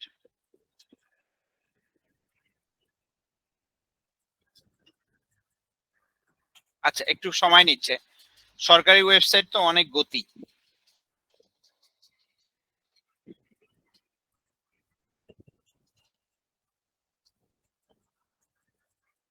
তবে এই ফাঁকে কি একটা প্রশ্ন করব? বলেন ভাইয়া, করে ফেলেন, দাঁড়ান একটু ওপেন হতে সময় নিচ্ছে। ধরেন বলেন ভাইয়া, please। একটা সিচুয়েশন আর কি, যে ধরেন একজন এমপ্লয়ি 5 বছর 7 মাস হইলো সে আউটসাইড অ্যাক্সিডেন্ট করে মারা গেল, তাহলে সেক্ষেত্রে তাকে 5 বছর 7 মাসের জন্য 6টা বেসিক দিতে হবে হচ্ছে তার যেটা রিটায়ারমেন্টের জন্য, এবং সাথে আরো 6টা বেসিক দিতে হবে মৃত্যুর জন্য 6টা, কিন্তু রিটায়ারমেন্টের জন্য 5টা ভাইয়া। রিটায়ারমেন্টের জন্য 5টা। সেক্ষেত্রে কি মানে 6 মাস কমপ্লিট হয়ে গেলে কমপ্লিট ইয়ার ক্যালকুলেশন করতে হবে না? জি 6 মাস হয়ে গেলে ভাইয়া শুধুমাত্র মৃত্যুর ক্ষেত্রে 6 মাসের অতিরিক্ত হলে সেটা 1 বছর হিসেবে বিবেচিত হবে, কিন্তু অন্য ক্ষেত্রে হবে না। আচ্ছা আচ্ছা, তার মানে বুঝতে বিষয়টা পেরেছেন? হচ্ছে ধরেন 5 বছর 7 আর মাস যদি আপনার অর্গানাইজেশনে যদি গ্র্যাচুইটি থাকে তাহলে আপনার রিটায়ারমেন্টের জন্য এইটা তখন 45 দিন করে হবে, ঠিক আছে? সরি, যেটা হচ্ছে রিটায়ারমেন্টের জন্য তখন 6 মাসের অতিরিক্ত হলে 1 বছর হিসেবে বিবেচিত হবে। হ্যাঁ হ্যাঁ, তাহলে যদি আমাদের প্রতিষ্ঠানে যে গ্র্যাজুয়েট প্র্যাকটিসটা থাকে তাহলে 5 হ্যাঁ। বছর 7 মাসের জন্য সে 6টা বেসিক পাবে হচ্ছে রিটায়ারমেন্টের জন্য, এবং আরো 6টা বেসিক পাবে হচ্ছে মৃত্যুজনিত ক্ষতিপূরণ হিসেবে। জি আচ্ছা, জি। আর ধরেন সিচুয়েশনটা যদি এরকম হয় যে জয়েন করার 3 মাস বা 4 মাসের মাথায় কেউ যদি এরকম অ্যাক্সিডেন্টাল ডেথ বা নর্মাল ডেথও হয়, সেক্ষেত্রে তাহলে তখন তাকে মানে ওটার জন্য মৃত্যুজনিত ক্ষতিপূরণ কি দিতে হবে? বুঝি না, আবার বলেন। মানে ধরেন সে চাকরিতে জয়েন করার 3-4 মাসের মাথায় তার অ্যাক্সিডেন্টাল ডেথ বা নর্মাল ডেথ যে কোনো একটা ডেথ হইলো, সেক্ষেত্রে তাকে কম্পেনসেশনটা কি দিতে হবে? 3 বা 4 মাসের মাথায় যদি সে মারা যায় ভাইয়া, তাহলে সেক্ষেত্রে যেটা দিতে হবে সেটা হচ্ছে আপনার শুধুমাত্র গ্রুপ ইন্স্যুরেন্সের টাকাটা দিতে হবে, আর কিছু দিতে হবে না। আচ্ছা, আর যদি 6 মাসের পর হয়ে যায়? সরি 6 মাসের ওভার মানে হয়ে গেলে 6 মাস, জি জি ভাইয়া জি। 2 বছরের নিচে হলে সেক্ষেত্রে সে মৃত্যুজনিত ক্ষতিপূরণটা পাবে না, কিন্তু গ্রুপ ইন্স্যুরেন্সটা সে একদিন চাকরি করলেও সে গ্রুপ ইন্স্যুরেন্স হ্যাঁ, পাবে। যদি সেটা এবং অবশ্যই, আরেকটা সেটা তো জিনিস হচ্ছে ম্যান্ডেটরি। গিয়ে সে কর্মস্থলে যদি দুর্ঘটনায় মারা যায় তাহলে সেক্ষেত্রে তাকে 2 লক্ষ টাকা আপনাকে ম্যান্ডেটরি ভাবে তাকে দিতেই হবে গ্রুপ ইন্স্যুরেন্সের বাইরে। জি স্যার, তার মানে মৃত্যুজনিত ক্ষতিপূরণ হিসেবে যেটা দেওয়ার কথা সেটাও কি কর্মস্থলে যদি মারা যায় 2 বছর না হলে পাবে না? না, যেটা হচ্ছে যে মৃত্যুজনিত যে ক্ষতিপূরণটা সেটা 2 বছর না হলে সে পাবে না, কিন্তু মৃত্যুজনিত আর একটা ক্ষতিপূরণ আছে। যদি কর্মকালীন সময়ে যদি দুর্ঘটনায় মারা যায় তাহলে 2 লক্ষ টাকা দিতে হবে। যে 2 লক্ষ টাকা আপনার চাকরির বয়সে একদিন হলেও আপনি সেটার জন্য এলিজিবল। ওই যেটা নিয়ে আমাদের কিবরিয়া স্যার বলছিল যে আমার ইন্স্যুরেন্সের মাধ্যমে আমি টাকাটা দিতে পারবো কিনা। এই যে দেখেন এখানে 150-এ খুব সুন্দর করে বলা আছে, চাকরি চলাকালে উহা হইতে উদ্ভূত দুর্ঘটনার ফলে যদি কোনো শ্রমিক শরীরে জখমপ্রাপ্ত হন, তাহা হইলে মালিক তাহাকে এই অধ্যায়ের বিধান অনুযায়ী ক্ষতিপূরণ দিতে বাধ্য থাকিবেন। অর্থাৎ এখানে ক্ষতিপূরণটা কে দিবেন? মালিক। এই যে 2 লক্ষ টাকা এটা কিন্তু এমপ্লয়িকে ম্যান্ডেটরি ভাবে কি করতে হবে? যে দিতে হবে, ঠিক আছে? এবং এটা কেউ একদিন চাকরি করলে এটার জন্য সে এলিজিবল হবে। বুঝতে পেরেছেন?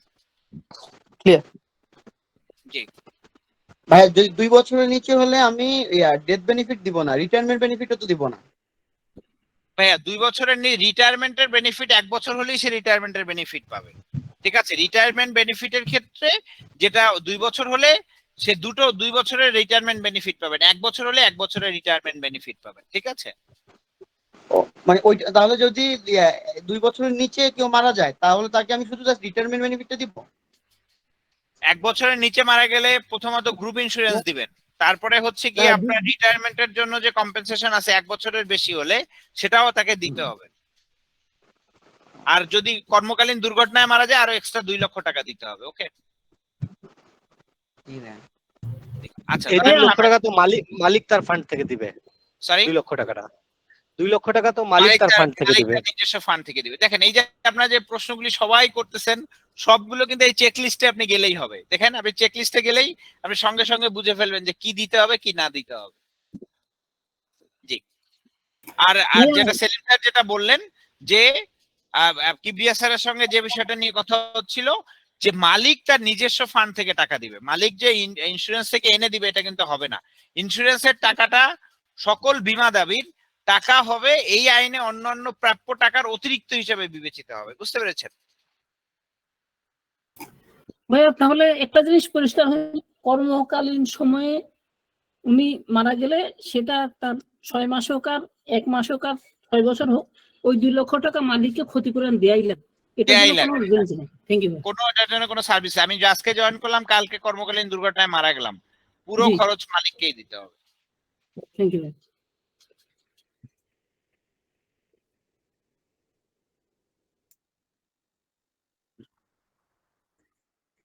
আচ্ছা, তাহলে আমরা এর পরেরটায় চলে যাই।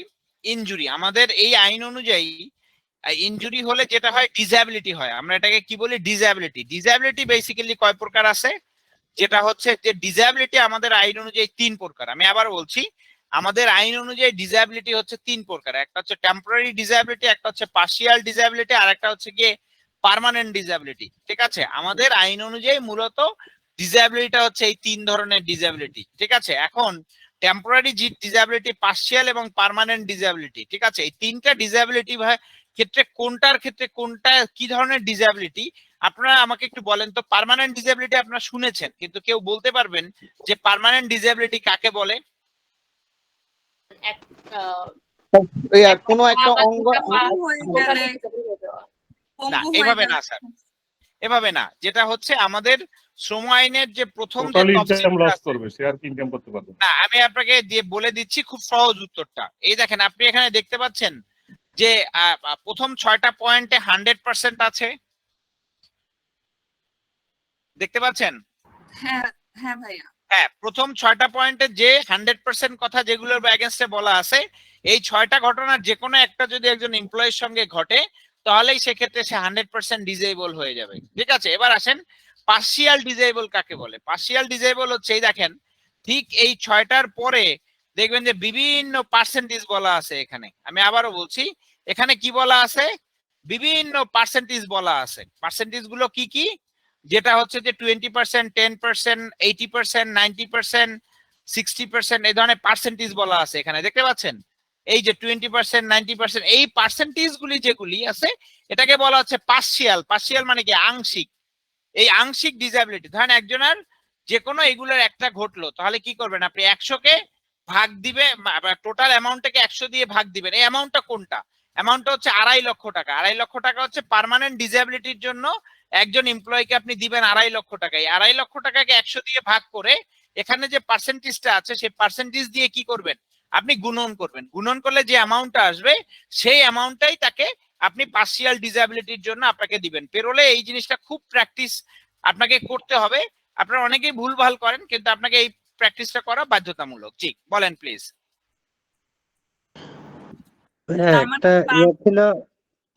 একটা ইয়ে ছিল যে দুর্ঘটনার ক্ষেত্রে কর্মকালীন আর কর্মক্ষেত্রে দুইটা কি সেম জিনিস, মানে এটা একটু কনফিউশন আর কি। কর্মকালীন এবং কর্মক্ষেত্রে বিষয়টা হচ্ছে কর্মকালীনটা ইনসাইড ওয়ার্ক প্লেসও হতে পারে, অথবা যেটা হচ্ছে যে সরি কর্মকালীন একটা কর্মরত একটা, এটার মধ্যে আপনি কোনটা মিন করছেন? কর্মরত মানে ডিউটিতে থাকা অবস্থায় মারা যাওয়া। পার্থক্যটা মেন করছে আর কি। আচ্ছা, পার্থক্যটা হচ্ছে কর্মরত মানে আপনি এখন কাজে আছেন, এই অবস্থায় মারা গেলে এটা অর্গানাইজেশনের ভিতরে হতে পারে, বাহিরে হতে পারে।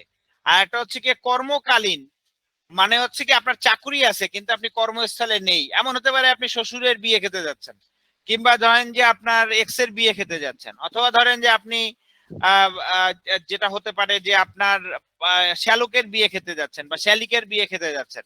এই সময় যদি মৃত্যু হয়, বা যেটা হচ্ছে যে আপনি ছুটিতে আছেন, এই সময় যদি মৃত্যু হয়, তাহলে কি হবে? তখন সেক্ষেত্রে কি হবে যে সেটাকে আমরা বলবো হচ্ছে যে আপনার কর্মকালীন। আর কর্মরত মানে হচ্ছে কাজে আছেন, সেই সময় যদি কোনো কারণে আপনি মারা যান তখন সেটাকে আমরা এভাবে মিন করব। ঠিক আছে?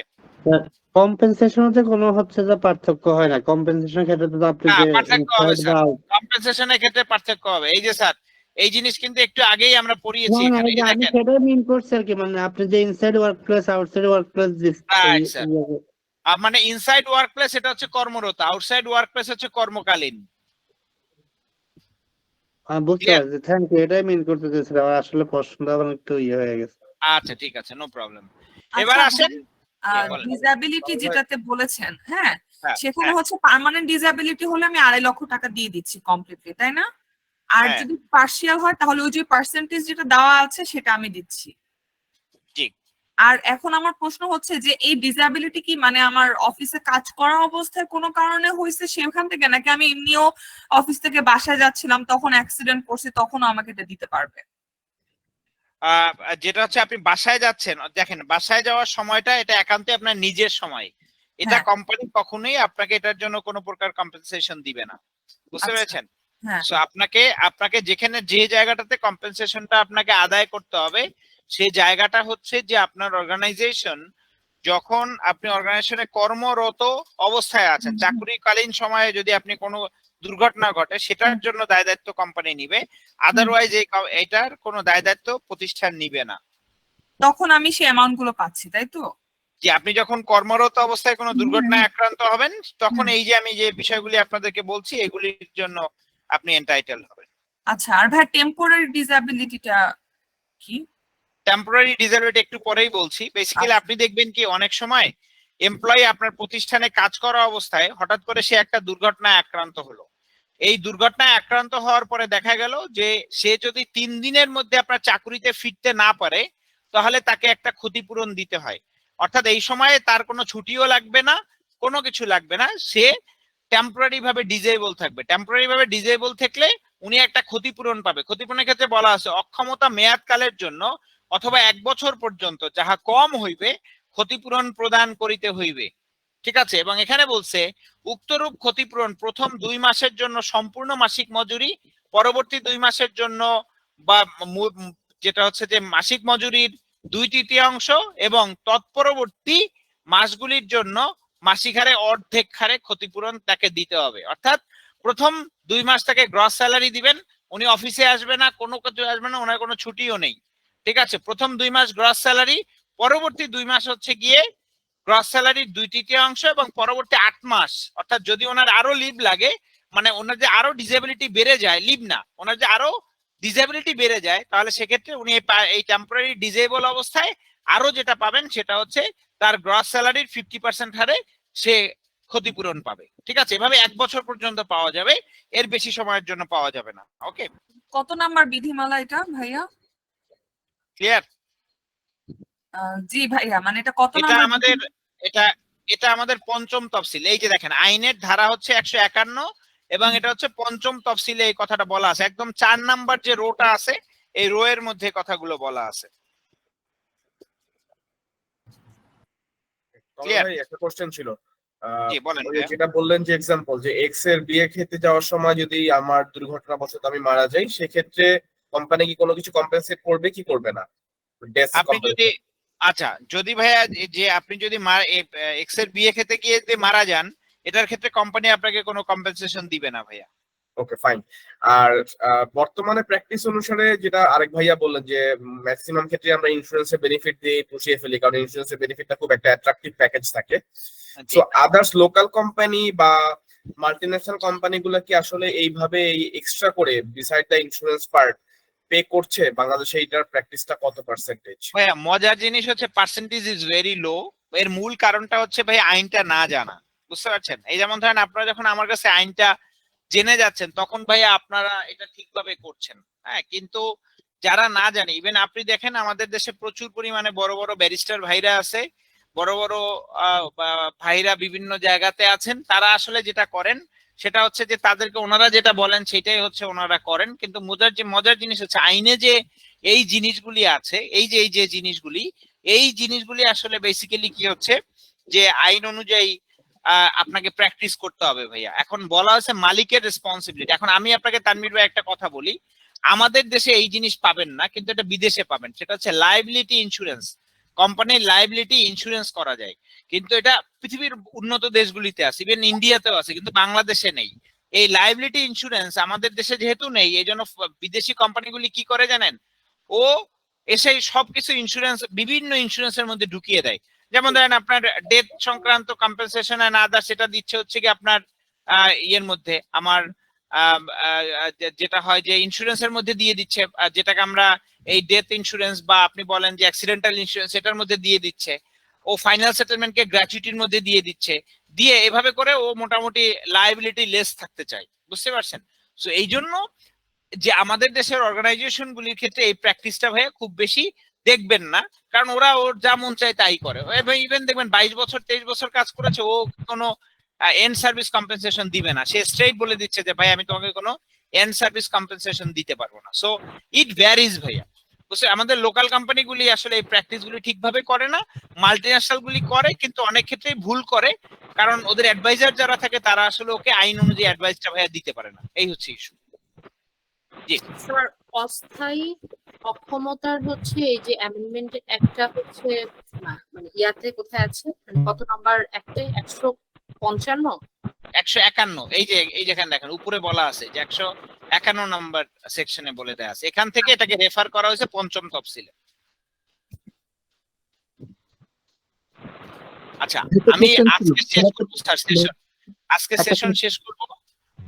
আপনাদের আর পরে করেন কি বিয়া স্যার প্রশ্ন করে শেষ করেন স্যার। জি আমার কোশ্চেনটা হচ্ছে যে টেম্পোরারি ডিসেবিলিটির জন্য সাপোজ এমপ্লয়ি টেম্পোরারি ডিসেবল হলো, হচ্ছে আমরা কি এই যে ওর ক্ষতিপূরণটা আগে তো এক বছর আমি ট্রিটমেন্ট করে যাব, করার পরে যখন ডিক্লেয়ার্ড হবে যে না ও আর মানে টোটালি টেম্পোরারি ডিসেবল হয়ে গেছে, তখন ওকে ক্ষতিপূরণের টাকাটা দেবো নাকি প্রথমে ওকে দিয়ে দিতে হবে এবং পরে 1 বছর চিকিৎসা করাবো, কোনটা? ভাইয়া প্রতিটা মাসে আপনাকে ক্ষতিপূরণটা দিতে হবে। আমি আবারও বলছি, যেটা হচ্ছে যে মাসেরটা আমার যে টেম্পোরারি যে ক্ষতিপূরণটা, এটা প্রতি মাসের 1 তারিখে দিয়ে দিতে হবে।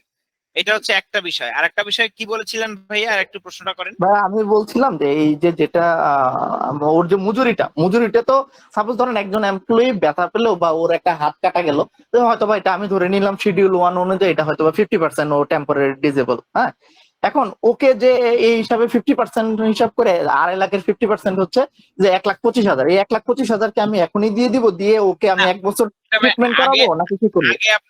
আগে আপনাকে দেখতে হবে যে ক্ষতিপূরণ কতটুকু আসে। ও প্রথমে একটু ওয়েট করবেন ভাইয়া, ওকে?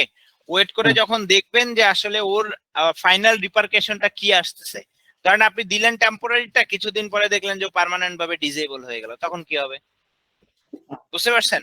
কিংবা জি, জি। কিছুদিন পরে আপনি দেখলেন যে সে পার্সিয়াল ডিসেবিলিটি ছিল, এটা পার্মানেন্ট হয়ে গেছে, তখন কি হবে? স্যার এটার কি কোনো ডিউরেশন আছে যে আমার কোনো একটা অ্যাক্সিডেন্টের পরে এত দিনের মধ্যে ওকে ক্ষতিপূরণটা দিতে হবে, বা হ্যাঁ, আমি একটা ক্ষতিপূরণ ক্ষতিপূরণটা দিলাম জি, স্যার? এটার ক্ষেত্রে যেটা বলে দেয়া আছে সেটা হচ্ছে যে এই যে আপনার টেম্পোরারি যে ডিসেবিলিটিটা আছে, এটা প্রতি মাসেরটা প্রতি মাসেই দিতে হবে। আমি আবার বলছি, প্রতি মাসেরটা প্রতি মাসেই আপনাকে 1 তারিখের মধ্যে দিয়ে দিতে হবে। আর এই যে পার্মানেন্ট ডিসেবিলিটিটা আছে, এটার ক্ষেত্রে বেসিক্যালি যখন আপনি শিওর হচ্ছেন চিকিৎসা শেষ হওয়ার পরে যে সে পার্মানেন্ট ভাবে ডিসেবল হয়েছে, ডক্টর যখন ফাইনালি তাকে সার্টিফিকেশন দিচ্ছে তখন তাকে এই কম্পেনসেশন দিয়ে দিতে হবে। আর স্যার এমন যদি হয় যে অনেক সময় তো স্যার অনেক সাইড এফেক্ট থাকে, সো আজকে আমার হচ্ছে কোনো একটা আলামত হলো, কোনো একটা অ্যাক্সিডেন্টের কারণে চোখে আমার কোনো একটা প্রবলেম হলো, উইচ ইজ মানে কাইন্ডা আমার কাছে মানে ডক্টরের কাছে মনে হয়েছে বা এটা হচ্ছে টেম্পোরারি। তো কিছুদিন পরে ভালো হয়ে গেলেও পরবর্তীতে দেখা যাচ্ছে যে একটা সাইড ইফেক্ট হিসেবে ওইটাকে আবার আমার মানে চোখে কোনো ধরনের প্রবলেম ক্রিয়েট হয়েছে এবং সেটা পার্মানেন্টলি আমার চোখটা হচ্ছে নষ্ট হয়ে গিয়েছে, বা চোখ দুইটাই নষ্ট হয়ে গেছে আল্লাহ মাফ করুক। তো সেই ক্ষেত্রে কি সে আবার পার্মানেন্ট ডিসেবিলিটির বেনিফিটটা পাবে? হ্যাঁ, যদি রিপারকেশনটা যদি এভাবে আসে, তাহলে সেক্ষেত্রে ডক্টর যদি আপনাকে বলে যে ওইটার কারণে আপনার এমন হয়েছে, সেক্ষেত্রে আপনি কোম্পানির কাছে এটার জন্য আবেদন করতে পারবেন। তবে একটা ছোট্ট বিষয় আছে এখানে, যে কোনো কম্পেনসেশন পেতে হলে 1 বছরের মধ্যে আপনাকে এটার জন্য আবেদন করতে হবে, 1 বছর পরে করলে পাবেন না। আর স্যার কেউ যদি পার্মানেন্ট ডিসেবল হয়ে যাওয়ার পরে কোনো একটা অ্যাক্সিডেন্টের কারণে এরপরে ওই মানে হচ্ছে যে বেনিফিটটা আছে পার্মানেন্ট ডিসেবিলিটি বেনিফিট পাওয়ার পরে যদি মারা যায়, সেই ক্ষেত্রে কি ডেথ বেনিফিটটাও তো পাচ্ছে? যদি কর্মস্থলে দুর্ঘটনায় মারা যায় তাহলে ডেথের জন্য 2 লক্ষ টাকা পাবে। আর যদি ধরেন 2 লক্ষ টাকা যদি সে দুর্ঘটনায় না মারা যায় বা ধরেন বাসায় মারা গেল, তাহলে সেক্ষেত্রে চাকরির পর যদি 2 বছরের বেশি হয় তাহলে গ্রুপ ইন্স্যুরেন্সের টাকা পাবে, প্লাস হচ্ছে গিয়ে মৃত্যুজনিত যে 19 নাম্বার ধারায় যে ক্ষতিপূরণের কথা বলা আছে সেগুলি পাওয়ার জন্য এলিজিবল হবে। এটার কি স্যার কোনো ধরনের কোনো যে আপনি যেটা বললেন 1 বছরের মধ্যে অ্যাপ্লাই করতে হয় যে কোনো বেনিফিটের জন্য, তো এই ক্ষেত্রে কি এমন কিছু আছে যে আমার কোনো একটা দুর্ঘটনা ঘটার পরে 6 মাসের মধ্যে যদি সেই দুর্ঘটনাজনিত কারণে সে মারা যায়, তাহলে সেই ক্ষেত্রে সে হচ্ছে ইয়াটা পাবে, ডেথ বেনিফিট পাবে, আদারওয়াইজ পাবে না, এই ধরনের কিছু কি আছে? এটা হচ্ছে ডেথ কম্পেনসেশন যেটা আছে, যদি দুর্ঘটনাজনিত কারণে মারা যায় তাহলে সে 2 লক্ষ পাবে। কিন্তু যদি এমন হয় যে আপনি হসপিটাল সে দুর্ঘটনার পরে বেঁচে আছে কিন্তু তাকে ট্রিটমেন্ট দেওয়ার এক পর্যায়ে যেটা 2 মাস বা 3 মাস পরে সে করলো মারা গেল, তাও সে মৃত্যুজনিত যে 2 লক্ষ টাকা যে কম্পেনসেশন আছে সেটার জন্য সে এলিজিবল হবে। বুঝতে পেরেছি স্যার। আমি হয়তো ব্যাপারটা ক্লিয়ারলি বুঝাতে পারি। আমার কোশ্চেনটা ছিল ভাই, আমি কি কোশ্চেনটা কন্টিনিউ করব? ভাইয়া এটা একটু কালকে করলে খুব ভালো হয়, কারণ আমার মেয়েটা একা তো, এই জন্য আমি একটু অস্বস্তিকর অবস্থায় সরি। ঠিক আছে, আপনি কালকে ক্লোজ করেন এটা, তাহলে আমি আজকে একটু শেষ করি। জি, ওকে, আল্লাহ ওকে স্যার, আসসালামু আসসালামু আলাইকুম। Thank you. আসসালামু আলাইকুম। ওয়ালাইকুম আসসালাম।